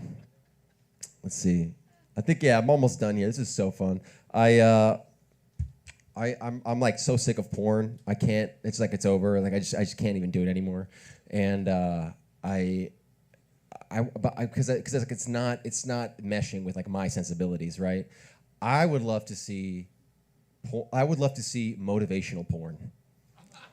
I think that would be so hot. Just 2 people amicably egging each other on, just oh my God, babe, you can achieve anything you want in your life. Ooh.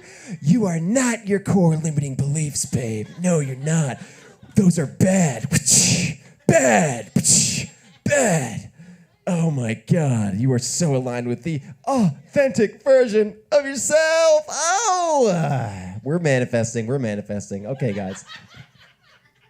I've been Max Isaacs, and you guys have been so much fun. Thank you so much. Have a great night. Keep it going for your hosts, everybody. Come on.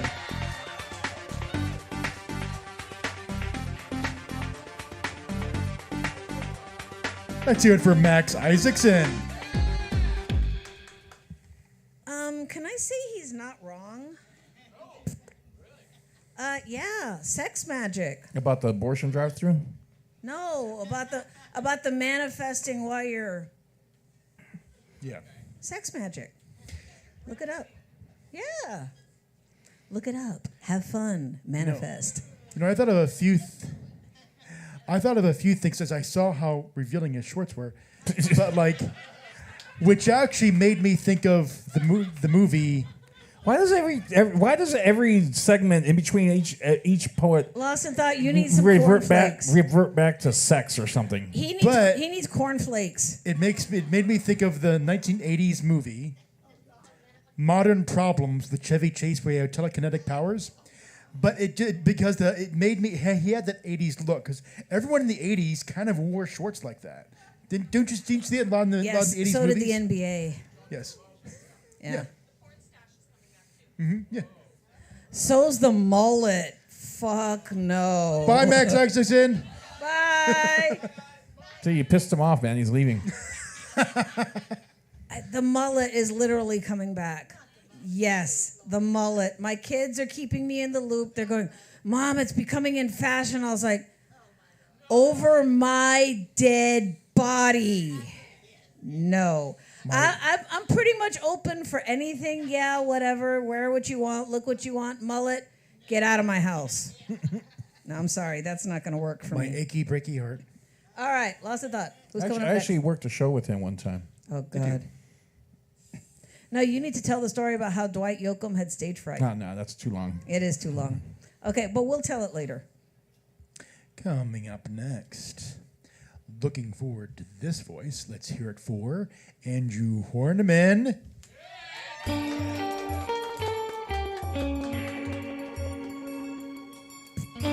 I made Lost and Thought look at boobs. He was confused.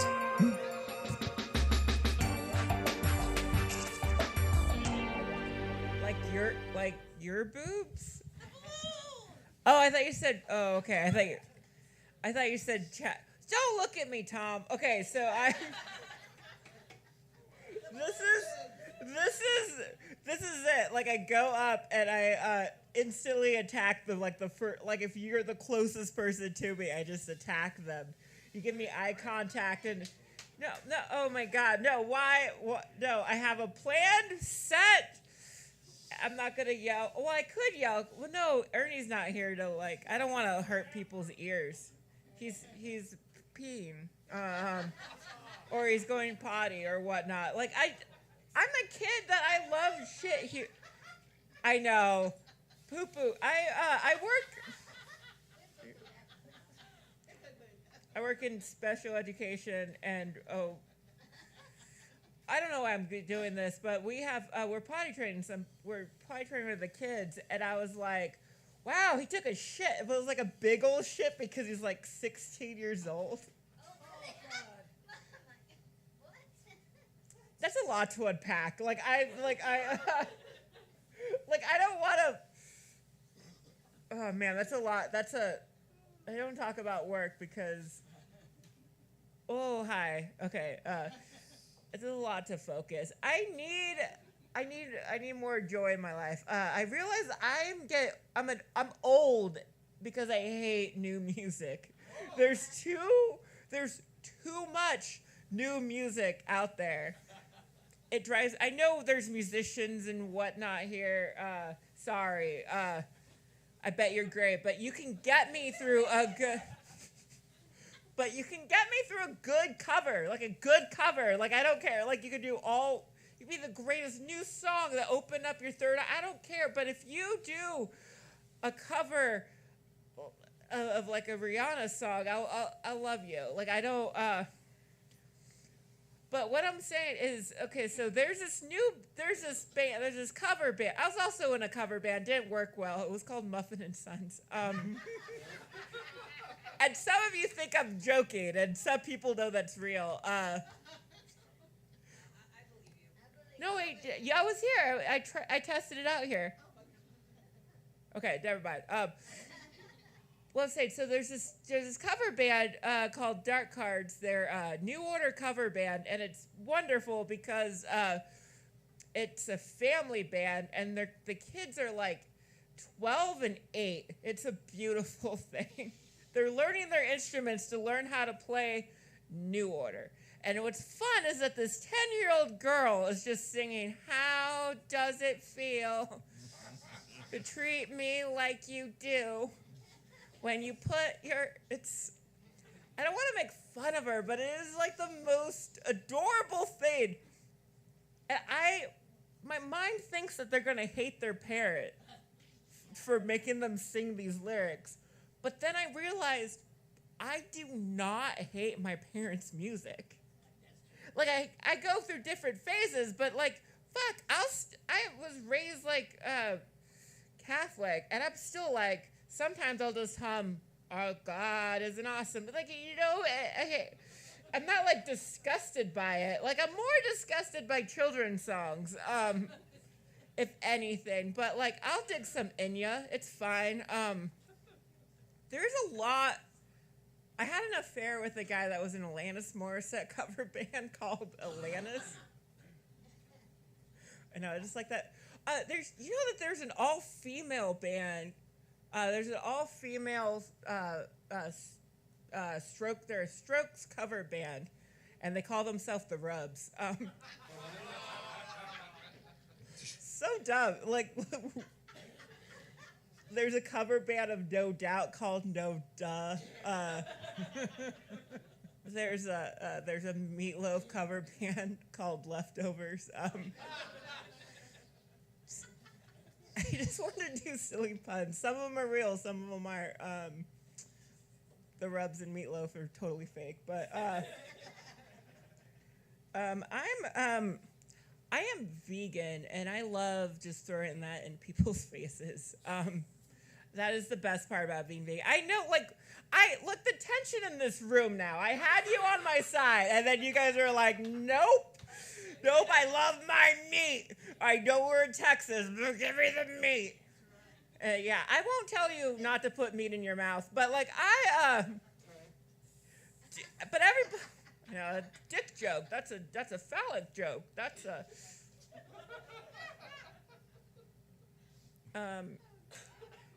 Anyway, or vagina or fish. I don't care. You're fine.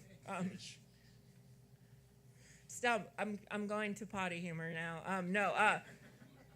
Well, I'm saying, vegan. I love throwing it in people's face, but really, like, I am an ethical vegan. It's not what you think it is. Like, fine, eat all the cows you want. But for me personally, if I taste meat, I feel like if I, like, taste blood, I might murder somebody. Oh, you too? I could see you kill somebody.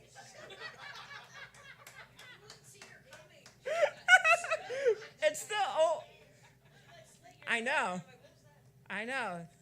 That's what am I saying? I'm like, yeah, it's the Scorpio, but. I blew my nose today. I had some cold. Blood just came out. Oh my God. But no, okay. That's kind of a small death, but are you vegan? No, wait, no, I have a minute left. I can't do crowd work. What? Okay, that just means kosher's easy. Okay, so I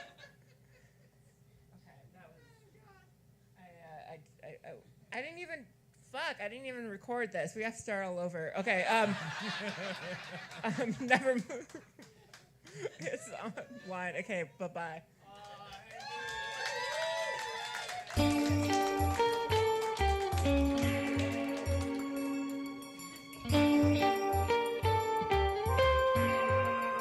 Let's hear it for Andrew Horniman.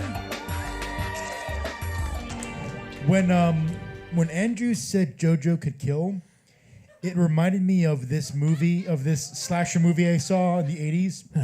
It was called Mountaintop Massacre, and it was about an elderly woman that owned the hotel, and she went around killing people.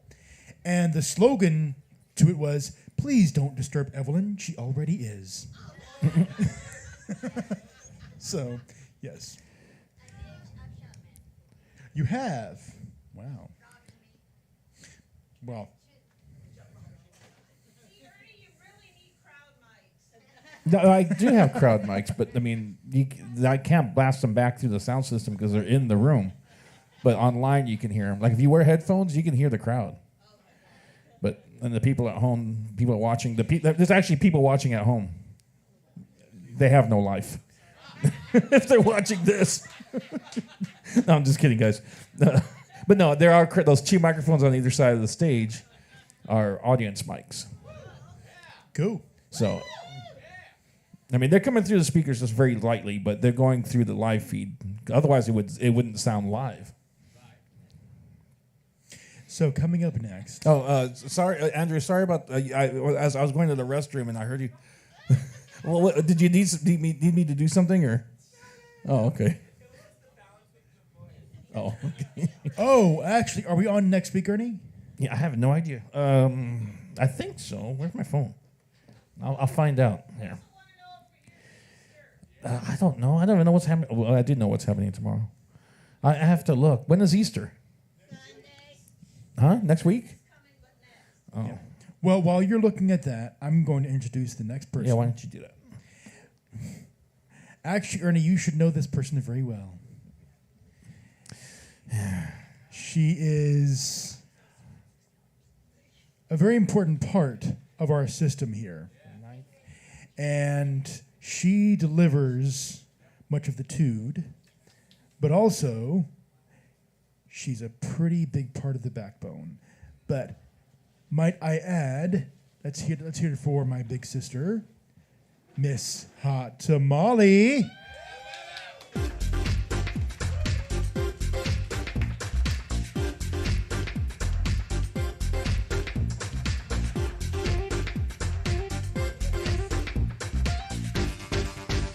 Look at the way he ranges the chair. What's with the chair? Did you request a chair? Yes, I requested the chair, but he put it off to the side. Oh. It's like, I'd like to lie down. Okay, and he'll put out a bed of needles or something. Okay. Yeah, this actually struck me the other day when I was at work. Because, see, when I'm inside the store, there's mirrors all around to catch shoplifters. And no, it doesn't help, trust me. Got a lot of theft. Do they run into the mirrors? No. The mirrors fall onto the shoplifters? Anyway, I was looking in the mirrors, and I was looking at all my coworkers, and I looked back at myself, and I was like, well, shit. And it kind of inspired this poem. Muted tones all around, gray and navy blue. One looks like the other while they look at you. The rainbow exists on packages, on shelves, on walls, monochrome mannequins processed down, muted pathways. Then there is she. Terrifically bright countenance to see. Her feathers are a flaming red, glistening, sparkling, shiny bits on her face. Sticking out, definitely not a part of the rat race. Chains clanking around her neck, pictures adorn her arms, skulls and stars and good luck charms. Surrounded by dark brunette, grackles. It is she, the multicolored parrot in the monochrome green jungle.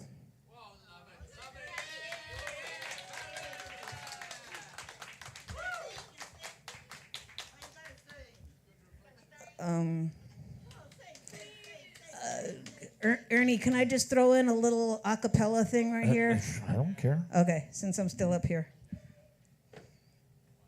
It's actually, for those of you that remember my very first feature here on that stage, I sang Ritchie Valens' We Belong Together. You're mine, and we belong together. Yes, we belong together for eternity.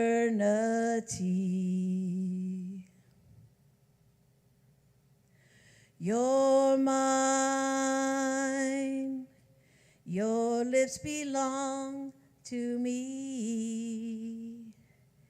Yes, they belong to only me for eternity. You're mine, my baby, and you will always be. I swear by everything I own, you'll always, always be mine. You're mine, and we belong together. Yes, we belong together for eternity, eternity.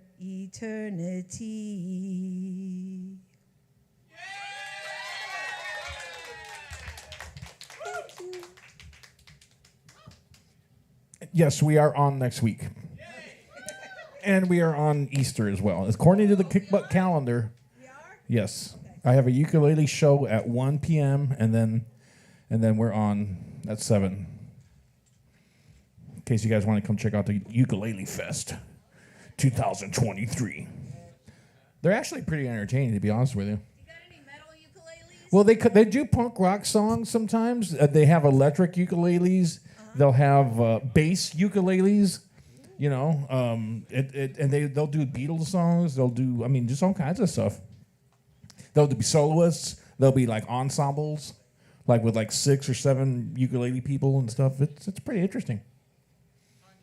That's cool. Oh, tiptoe through the tulips. Yeah, well, no, you know, actually, nobody's ever done that one.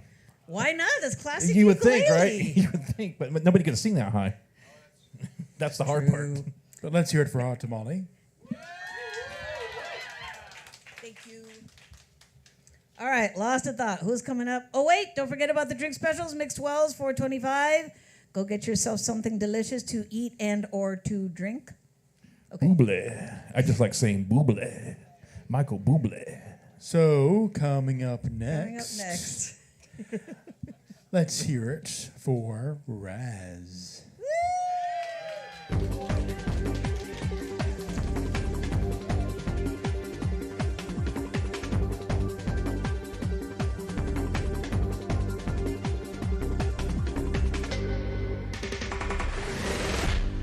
Hello.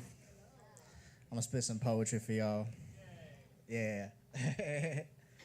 And this one, I just want to say I really liked Tatamale's last poem that she did. That was really cool. That I liked about the iridescent bird.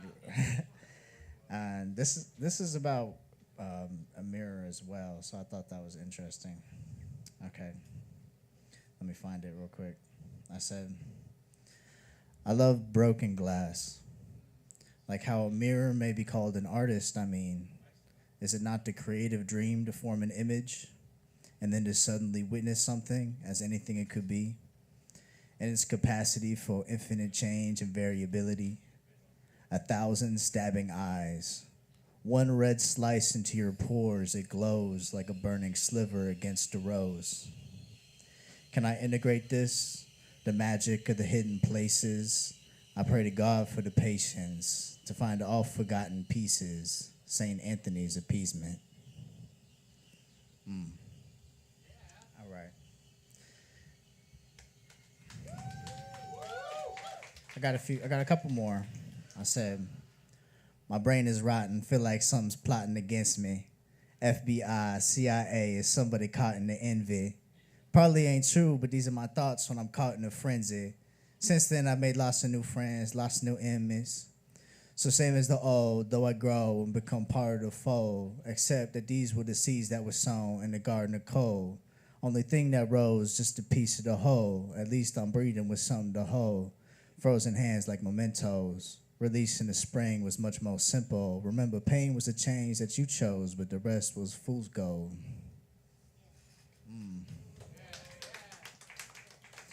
Made of maize, elaborate way.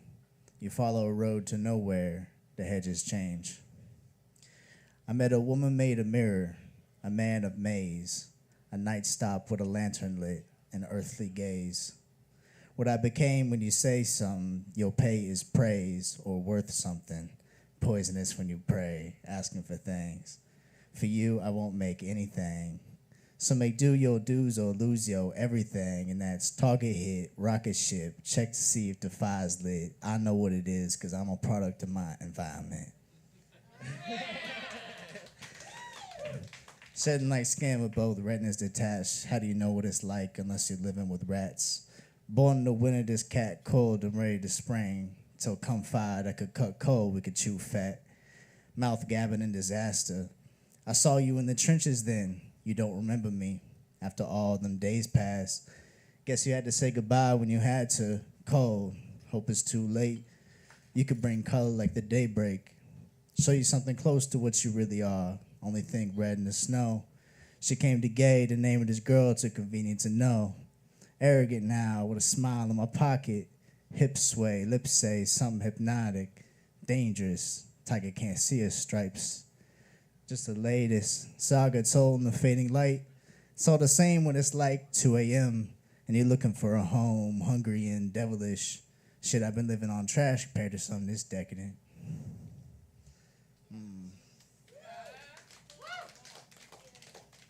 All right, I'm gonna say one more I said, there is no shame. I fight because my light arose from caves. Ignore the pain, its leaves in rain. Loss leads to gain. And how lovely, only lovely in name.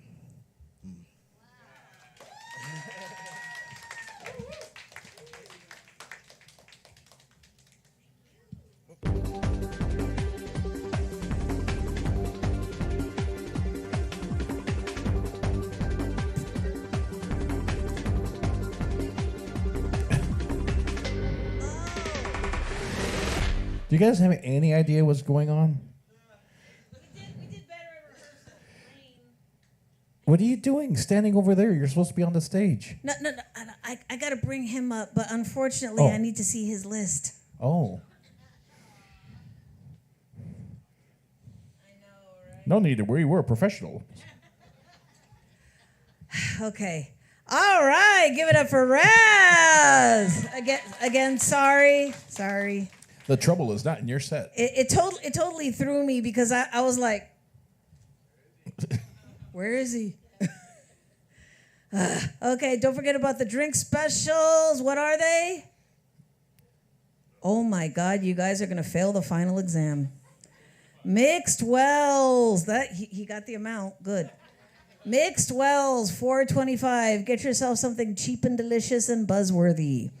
Coming up next to the stage, one of the more prolific writers that I have ever met coming here.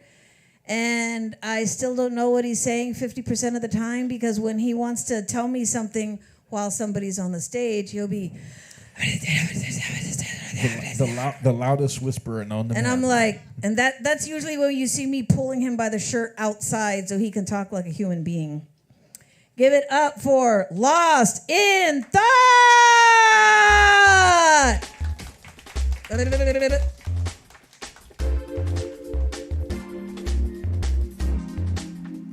Use the other mic. It's already adjusted for your height. Cool. This is old shit. Old shit.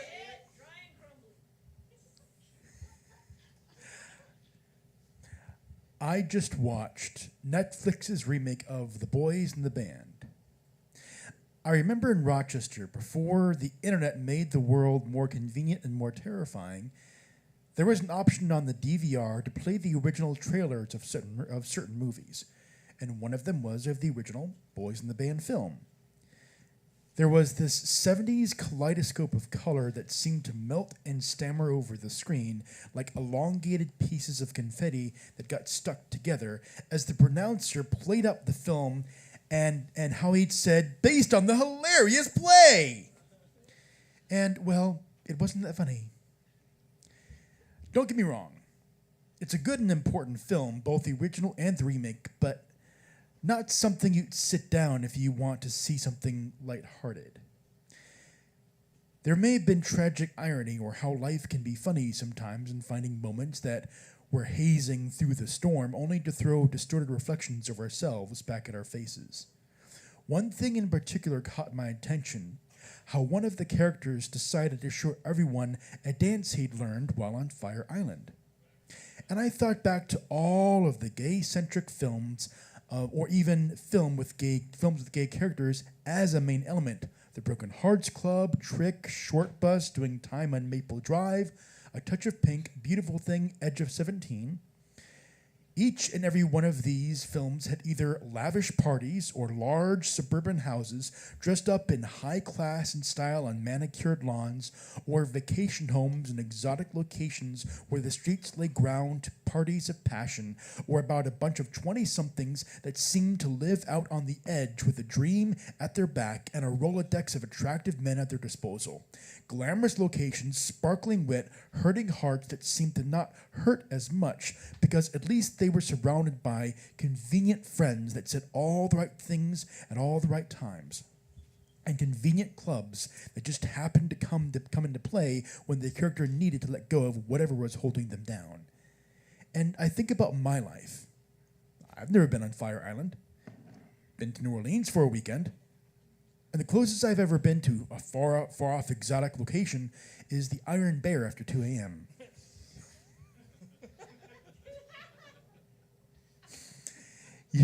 years ago, when I was younger, in my 20s, with all of this excitement that seemed to wind up at the back of my head and blast forward in this continuous rhythm beat of a pastel party propped up with papier-mâché chains pasted into place with this intergalactic charm in a pace that would never seem to end, I had two friends. They were the convenient friend that you saw in all of those movies, with the wit and the charm that went with them, pre-prepared with their own phrases and situational dialogues that made my life pop off the screen in such cinematic glory. I remember one evening, the three of us were sitting under a porch light in one of their homes, in front of one of their homes. I remember how the light cascaded over us, holding us responsible to our own space, a dream that sat aside from the rest of the street, which appeared to display itself as this canvas breathing into the night. The kind you'd see propel forward in slow motion on a city street as the camera pans in slowly, closing in on characters that were as deep as the sky above them, but shallow enough to play pretty to the screen. I came out to my parents, one of them said, and while he congratulated him on this and supported him, there was this slight pettiness inside of me. You see, these friends were going to college. They had parents that could pay, which made their dreams far more attainable than mine. Whereas I pictured such things as illusions even then. And even though I had this youth and this excitement about life, I still felt as if my true goals were these mirages that slipped through my fingers, as if I was trying to climb a ladder that didn't exist. While it's true that our lives are nothing like what are portrayed on the screen, I still felt like a character separated from them, that at some point the party was going to end. Well, years later, I ended up unfriending one of them on Facebook. The other I never Facebook friended, and in retrospect, it wasn't even anything he'd done. I think I had unfairly packaged him in this translucent skin that when the party lights stopped streaming, he dissipated in the smoke of a fair weather friend. And honestly, I can't fully remember if that actually was the case.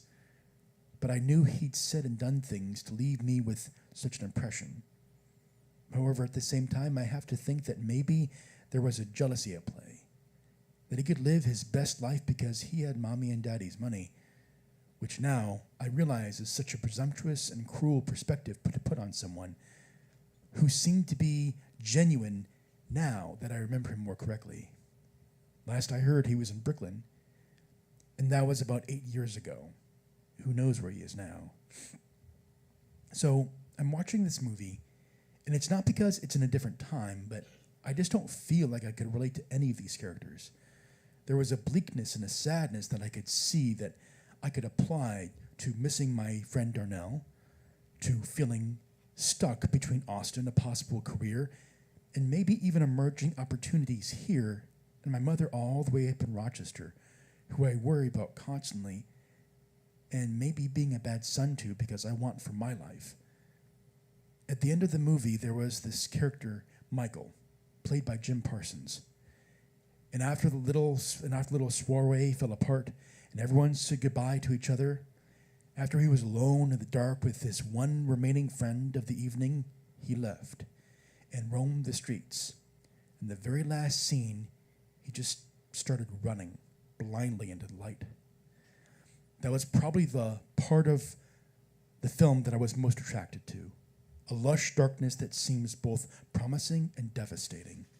The cracked concrete of a road that is unforgiving in its cold gray.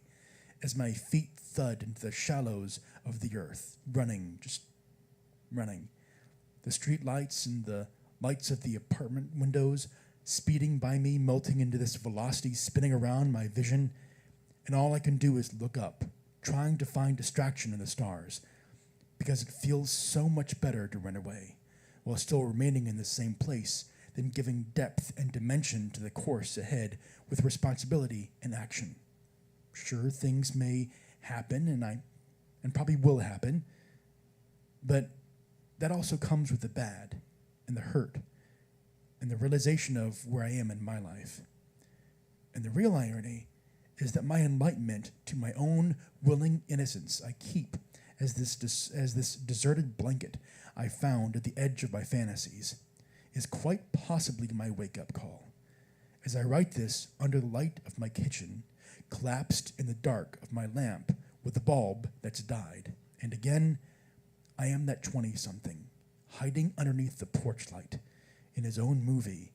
Maybe this time I can see the ending credits in sight, and I can finally separate fantasy from what is my life and from what I am.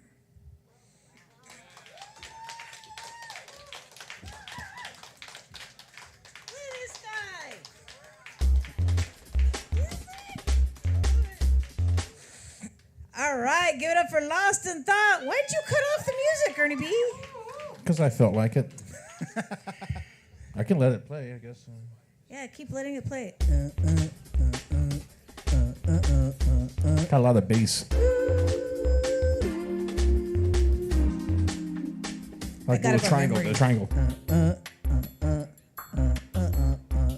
Do you hear the triangle? Did you hear the fact that I could sing the whole thing? Give it up for Lost in Thought. Hell yeah! Woo! That face. What? It was like, oh gosh. Gosh. Golly gee whiz. Golly gee. All right, Lost in Thought. Oh, do not hang this up on a hanger, okay? Just letting you know.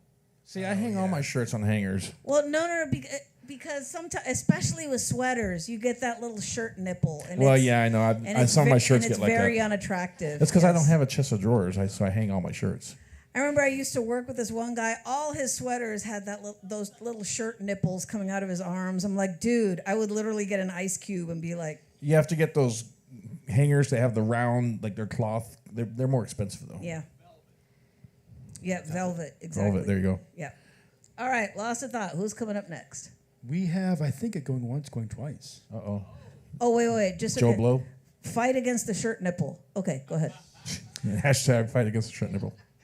So, Gene Getman, are you somewhere in the audience? Gene, are you still here? Are you outside? That sounds like a movie producer. Gene, what was the last name? Okay. No, Gene going once, Gene going twice. What was On his, to the next What performer. was his last name? Getman. Gene Getman. He did sound like a producer, Right? didn't Like he? some movie producer or something. Yeah. Gene Getman from Geffen Records. No. Oh, okay. Who is it? So, coming up next, this person is here because I see him all the way across the room. He premiered, I think, a few weeks ago, but now he is returning. Let's hear it for Tala Uzman.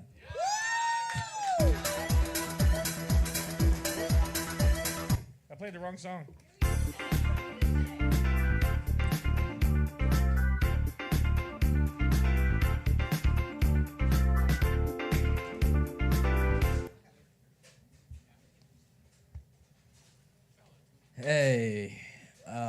Hey, wow. I'm actually in a very weird state right now where, like, I need to piss, shit, my mouth is dry, and then my hands are clammy all together at the same time. And, like, I'm not even, like, nervous or anything. It's just, and I'm sober. I'm not high as shit either. I think this is just the way I function. You know, my hand, all the stuff like that one is like irregular, but like my hands are always clammy, like they're clammy right now. All my ladies, they love me because I keep going down on them, but really I'm just slipping, and I'm just like, fuck, I got zero grip. You know what I mean? I'm like, someone save me, someone please help me. I mean, fuck. Yeah. Yeah, it's just weird. I have this has to remain confidential, by the way. My older brother, he has a second family. He has like a second family, and I'm like the only one who knows about this. You know what I mean? And yeah, but I don't want you guys to go to find me on Facebook and then like figure out my whole family tree and then like, you know, figure out who my brother's wife is and then like message her on Facebook and be like, hey, this guy was like yelling at Kick Butt that your husband as like a second wife. And like, I'm not judging my brother. Like, I am a fat, juicy slut myself. Like, I'm out. You know what I mean? I'm pretty out there. So like, I'm not judging the guy, but I'm just kind of like, it's weird because I'm the only one who knows about this in the family. And the other day at the mall, I ran into them with my whole family. And like, cause like, as soon as my family figures out there's like a sale at the mall, they're like, let's go to Dillard's, everyone, let's just go out to Dillard's. And this guy is also hanging out at the Dillard's, and I'm just like, holy shit. And I just had to, be like, I don't think the sale is really that great here. We should go to Macy's. Let's go to the other side of the fuck. You know what I mean? I'm just like, let's get to the other side of the mall. I don't want to be at the Dillard's, man. God, it was so weird. And then I see his wife, and she's all happy and shit, and I'm just like, oh my God. It's just weird, man. I'm an immigrant. This is a cool year. I've been here for 10 years now, full decade. No need to clap, really. I just got on a plane. It was really just, I understand when I said I'm an immigrant, people are always like, man, that must be really hard. Nah, my daddy took care of the paperwork, bought me a nice ticket. He was like, just get on the plane, let's just go. And I was like, okay, cool, sounds good to me. But I feel like there's things that are like different here. I'm still adjusting is what I feel like till this day. I've noticed you guys use a lot of napkins. I don't know what's up with that. You guys use a lot of napkins. I'm not, why? I don't even get it. It's like you'll get like a McChicken for like $1, and then you'll get like $6 worth of napkin. Where there's, let me just grab this whole fucking pouch right here. I don't have water at home. I'm just gonna raw dog this. And I'm just like, you guys are weird. You guys are strange. I have a father. This guy is, he's like a very old school guy. He likes to shit on me a lot. That's how I feel like all old school fathers are. He's not like an encouraging guy. He's not like, you're doing great with your life, which I like, honestly. I think I'm gonna be the same type of dad. I don't know, something about him putting me down makes me be like, I'm gonna prove you wrong one day.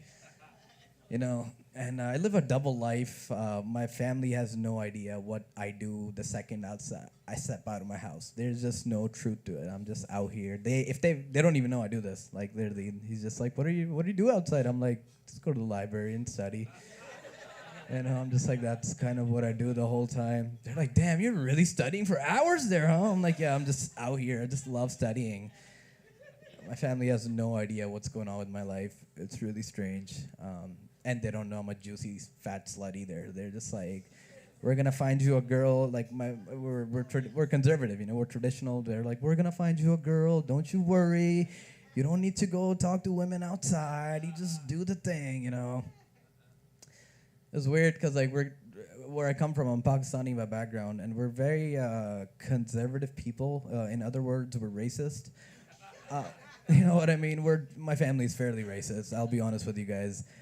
And when I came here, the only people that I truly connected with and understood were like conservative Republican people. You know what I mean? Like that was just my audience. We were like, I get you guys get me. But it was weird because like they were being racist to me, and I was trying to explain to them like we're on the same team. We should do this together, We should be doing this stuff together. But it was just a culture shock, big culture shock, I feel like English is a second language, so like I just feel like I'm still learning things, for the longest time, I thought like ethnic cleansing was like the procedure Michael Jackson got to turn white. I mean, it makes sense, really. Like if you really, it's like, hey, you want to get like ethnically cleansed. Okay, I feel like I lost you guys at that joke. It's all good. I mean, I bombed so much worse before. Like I'm numb at this point. My family's thinking I'm studying outside right now. It's all good. Like this is nothing. Cool then. I think I got the light. It's time for me to get off. Alrighty then. You guys were fun. I had a good time. Thank you.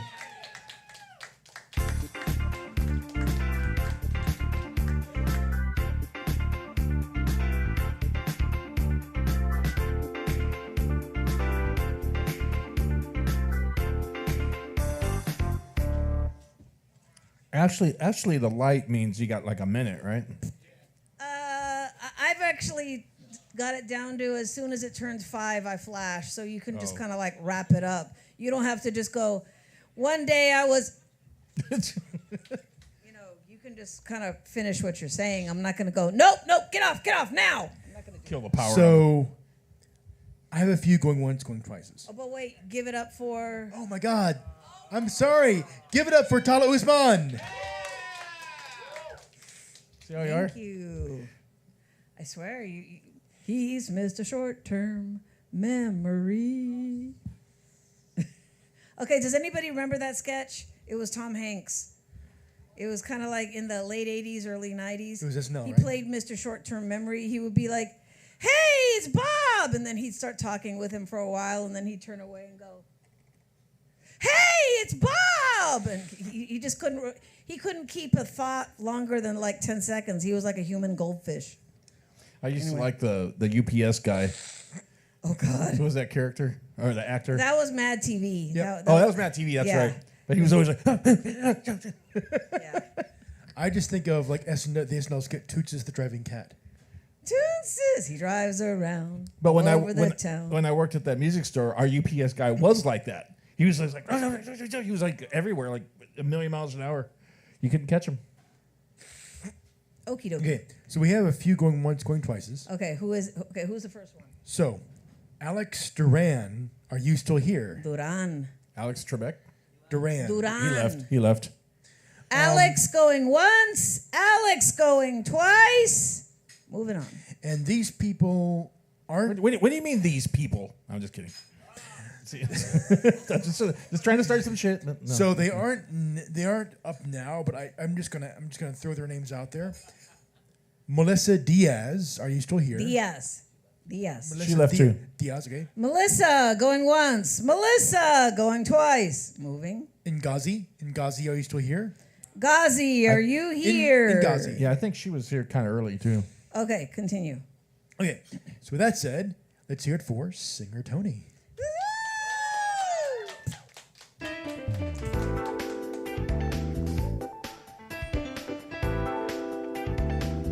Evening. So, I'm going to try and sing some Dishwalla tonight from 1993, Counting Blue Cars. And, 93 was a weird time for those of us who were there. It did have us asking some questions with the innocence of children. Parachute pants. The Enron thing happened, I think. Kenneth Lay. Pablo Escobar and Princess Di on 24 hours from each other. Mount Carmel. Jeez. But anyway, I don't want to bring the mood down too much, so why don't I just... Yeah, the cord's down there.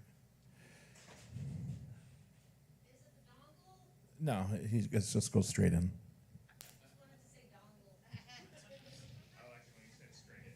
I like saying Michael Bublé. What did you say? I didn't hear him. She touched my dongle. And you didn't have to pay? Yeah.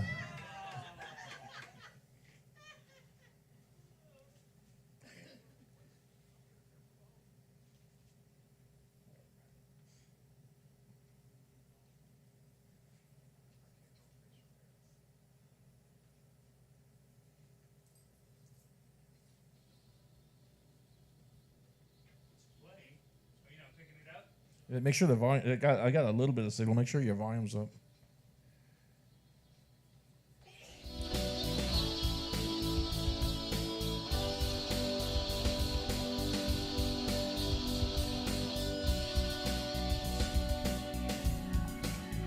Late afternoon, I could tell by how far the child's shadow stretched out, and he walked with a purpose in the sneakers down the street. He had many questions, like children often do. He said, tell me all your thoughts on God, 'cause I really like to meet her. Ask her why we're who we are.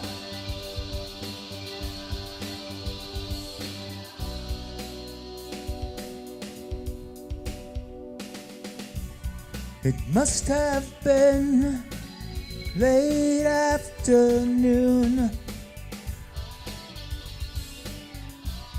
On our way, the sun broke free of the clouds. We count only blue car that crashed in the street, then ask many questions like children often do. We said, tell me all your thoughts on God, 'cause I really like to meet her. Ask her why we're who we are.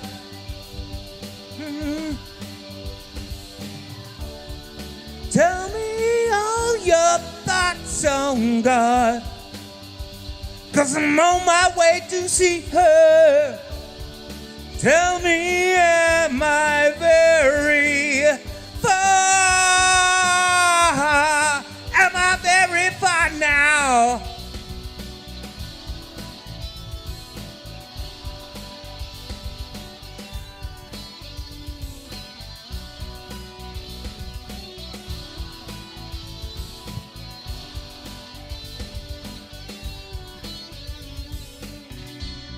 It's getting cold, pick up the pace.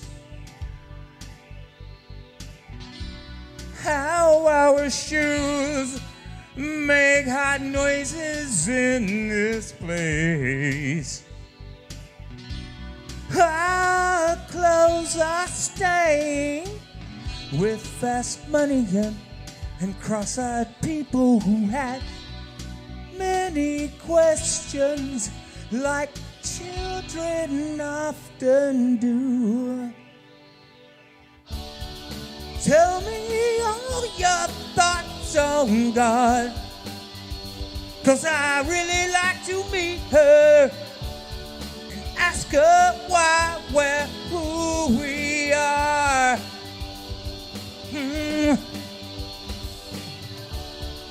Tell me all your thoughts on God, 'cause I'm on my way to see her. Tell me, am I very far? Am I very far now? Am I very far now? Am I very far now? Ooh, ooh, ooh, ooh, ooh, ooh, ooh.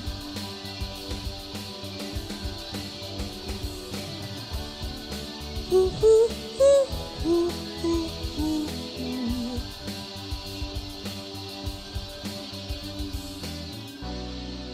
Thank you.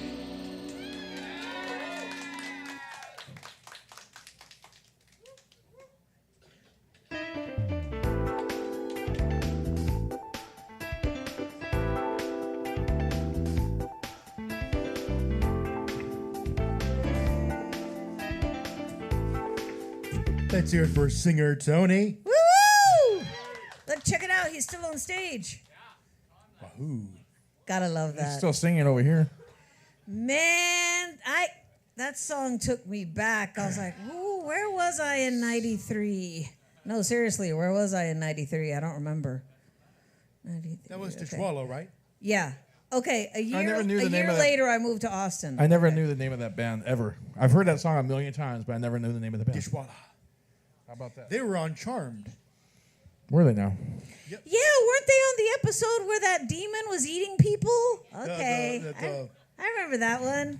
It's like they would bring groupies backstage and this big demon would... How? Exactly. I don't do instant replays, sorry. Okay, lost in thought. You actually have a surprise coming for us right now. I do. And this is going to be the final performer of the night. Bublé. And I can't. It's Michael Bublé. Michael Bublé, he's here. Oh, God. It'd be funny if you come up and say, "Hi, I'm Michael Bublé." Ernie, stop. You're going to make me pee. Cut it out. I can't think of a better, classier way to end the night. And I had this picture in my head of maybe like a biodrama, right? Biopic. And the poster of the cover would be her, right? And she's singing, or she has her mouth open and her eyes closed, whatnot though, and it's like really like all the stage lighting around her, and on top you see in cursive writing written in like a lipstick color, you see Rayla. Who wouldn't want to? No. I got one. Rayla by Prince Machiavelli. Who wouldn't want to buy tickets to that movie? If you want to capture someone's attention, And then it shows two people in black and white going.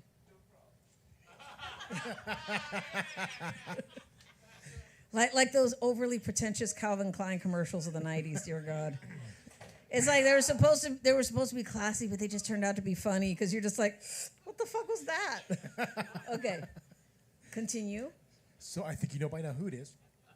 But everyone, let's hear it for Rayla.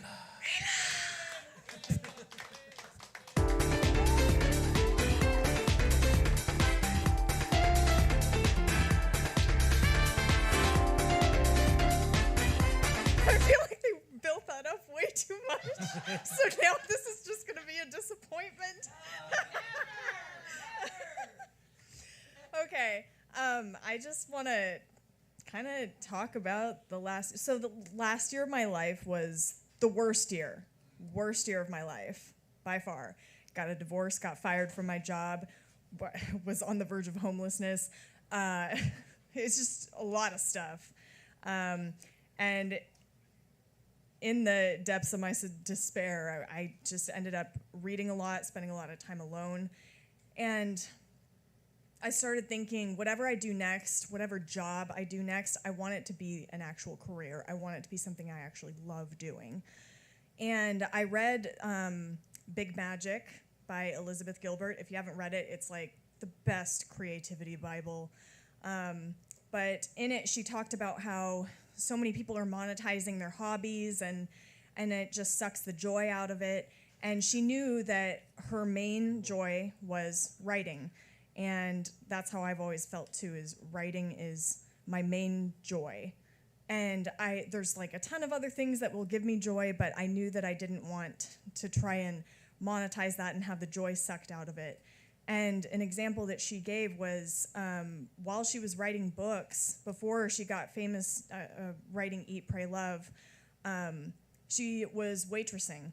She waitressed and like took on double shifts and while she was writing books because she wanted to protect her joy and not put the stress on it of like, making money for her. She's like, no, this is like the thing that I'm going to protect. So I'm going to, make money a different way to support my joy.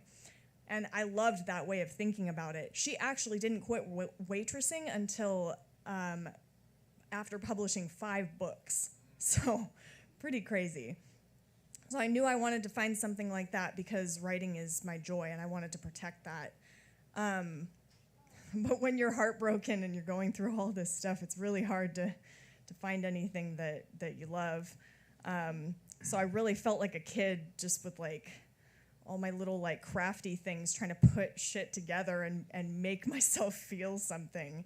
But I started making jewelry in my spare time, which I made as a kid, and there's so many memories as a kid of me collecting shells and rocks, and just like I mean my whole headboard above my bed, it just like has crystals all over it. I got a rock polisher when I was like 8 years old, and I had forgotten all of these things as I was trying to make jewelry in my spare time, And then I remember coming here to Kick Butt one night, and Hot Tamale was saying, you should make more stuff like this. You should sell it. And I was like, oh, it's just, it's like crafty stuff. It's not a big deal. But inside, I just felt like that little kid, really, maybe I could do this. This would be fun. But of course, there's that adult voice that's like, no, you can't do that. That's stupid. It's not an important, big person, adult job. But I was like, you know what? Fuck it. I have no other joy, nothing in my life right now. This, I want this, and I'm gonna allow myself to have it. So I started just making jewelry in my spare time, and I took a temp job. I didn't know where I was gonna go from there, but 5 months later, I ended up finding a job posting in town for a custom jewelry designer position. And it took 2 long months, but I got that job, and now I get to do this for a living. So, and in hindsight, guys, I started going through my divorce last July, and was fired in September, and was going through all those money struggles through the end of the year and until I got this job. So you can change your life to what you want it to be in less than a year if you truly, truly lean into your joys. And I realized that storytelling and writing, the reason I love writing so much and the reason I love jewelry so much is the same thing. It's storytelling. It's hearing people's stories. I not only get to work with this custom jewelry designer, but they work with this other company called Eternova. And if you don't know what that is, it's this, so this couple went on Shark Tank a few years ago for this business idea, and they won. So now they have this business in town where they take your loved one's ashes and they grow a diamond from it. And then they refer those people over to my job, where we get to actually set those diamonds in custom settings for them. And we get to help preserve those stories, and it's just the most beautiful thing in the world. I saw a woman come in the other day, and she picked up a ring with 2 diamonds in the setting, and she's like, these are the ashes of my mom and my brother, and I get to have them in my engagement ring. What a beautiful thing. And it comes from something that I thought would be so small. I thought was so silly, and jewelry, making it, but you start to realize as you lean into your joy that there's so much underlying motivation and passion and love there. And when you lean into those joys, you get to see so much more of yourself and what lights you up, and how can you look in the mirror after that and not see somebody beautiful? So may we all lean into our joy and find ourselves.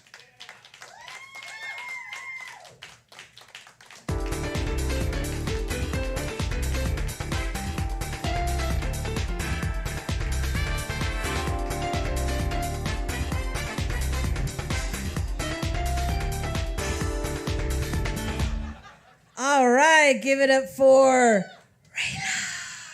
So, you're no, gonna... no, wait, you guys didn't hear. I think that I think our description lived up quite well to what she did. I think it did. Yes. Yeah. So you're gonna give It wasn't overkill, it was just enough kill. So you're gonna give Hot Tamale 10% of your paychecks right now, right? No. I'd be happy with 10% off anything I buy. Dr. Goodwin's still watching us on YouTube. He said, "Joy is part of life, liberty, and the pursuit of happiness." Yes. And that's exactly what I told my kids. And I wasn't done yet. Go ahead. And if you do what you love, you'll never work a day in your life. Yep. I just added that. And that's what I told my kids. Right now, my son is finishing up his externship to be a pastry chef, and he loves cooking. I'm always sending him recipes, and ooh, I got to try that. And my daughter, she's a professional artist right now. She's doing commissions on Instagram, and right now she's applying for colleges. And I told them, yes, you two both have unconventional careers, but if you love it, you will stick with it, and you bust your ass. That because I want you to move out too, eventually.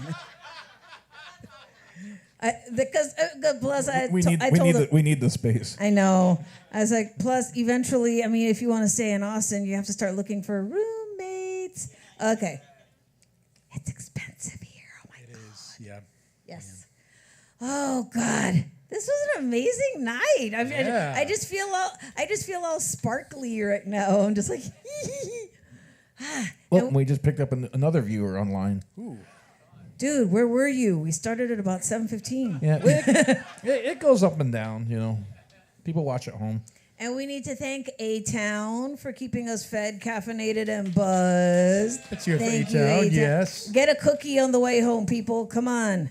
Do it. They're They're delicious. delicious. They're huge. They're Do they're it. two meals. Get They a are two cookie. meals. Seriously. I can't do Schwarzenegger. Huh? I was trying to get to the chopper, but get a cookie. Get to the chopper. Anyway. Why every time I put myself on camera, it goes out of focus? If I take myself Ernie, off you're screen, just too fabulous for one camera. That's it. The no, and I camera's, take myself off the screen. camera's going like this. And it stays in unlock autofocus. There it goes. Nope. Okay, lock focus. Bam. There, I got it. Okay, now it won't shift. Okay.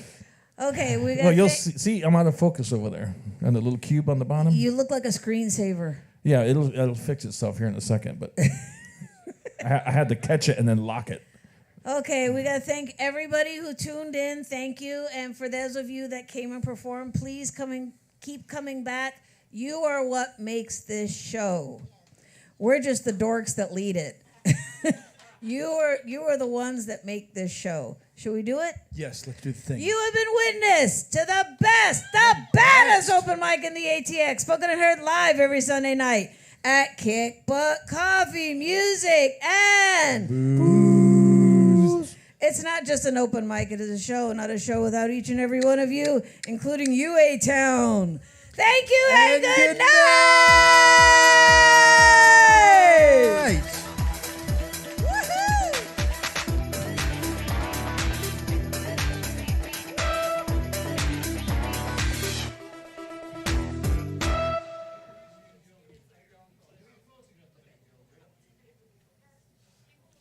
See y'all next week at 7 p.m.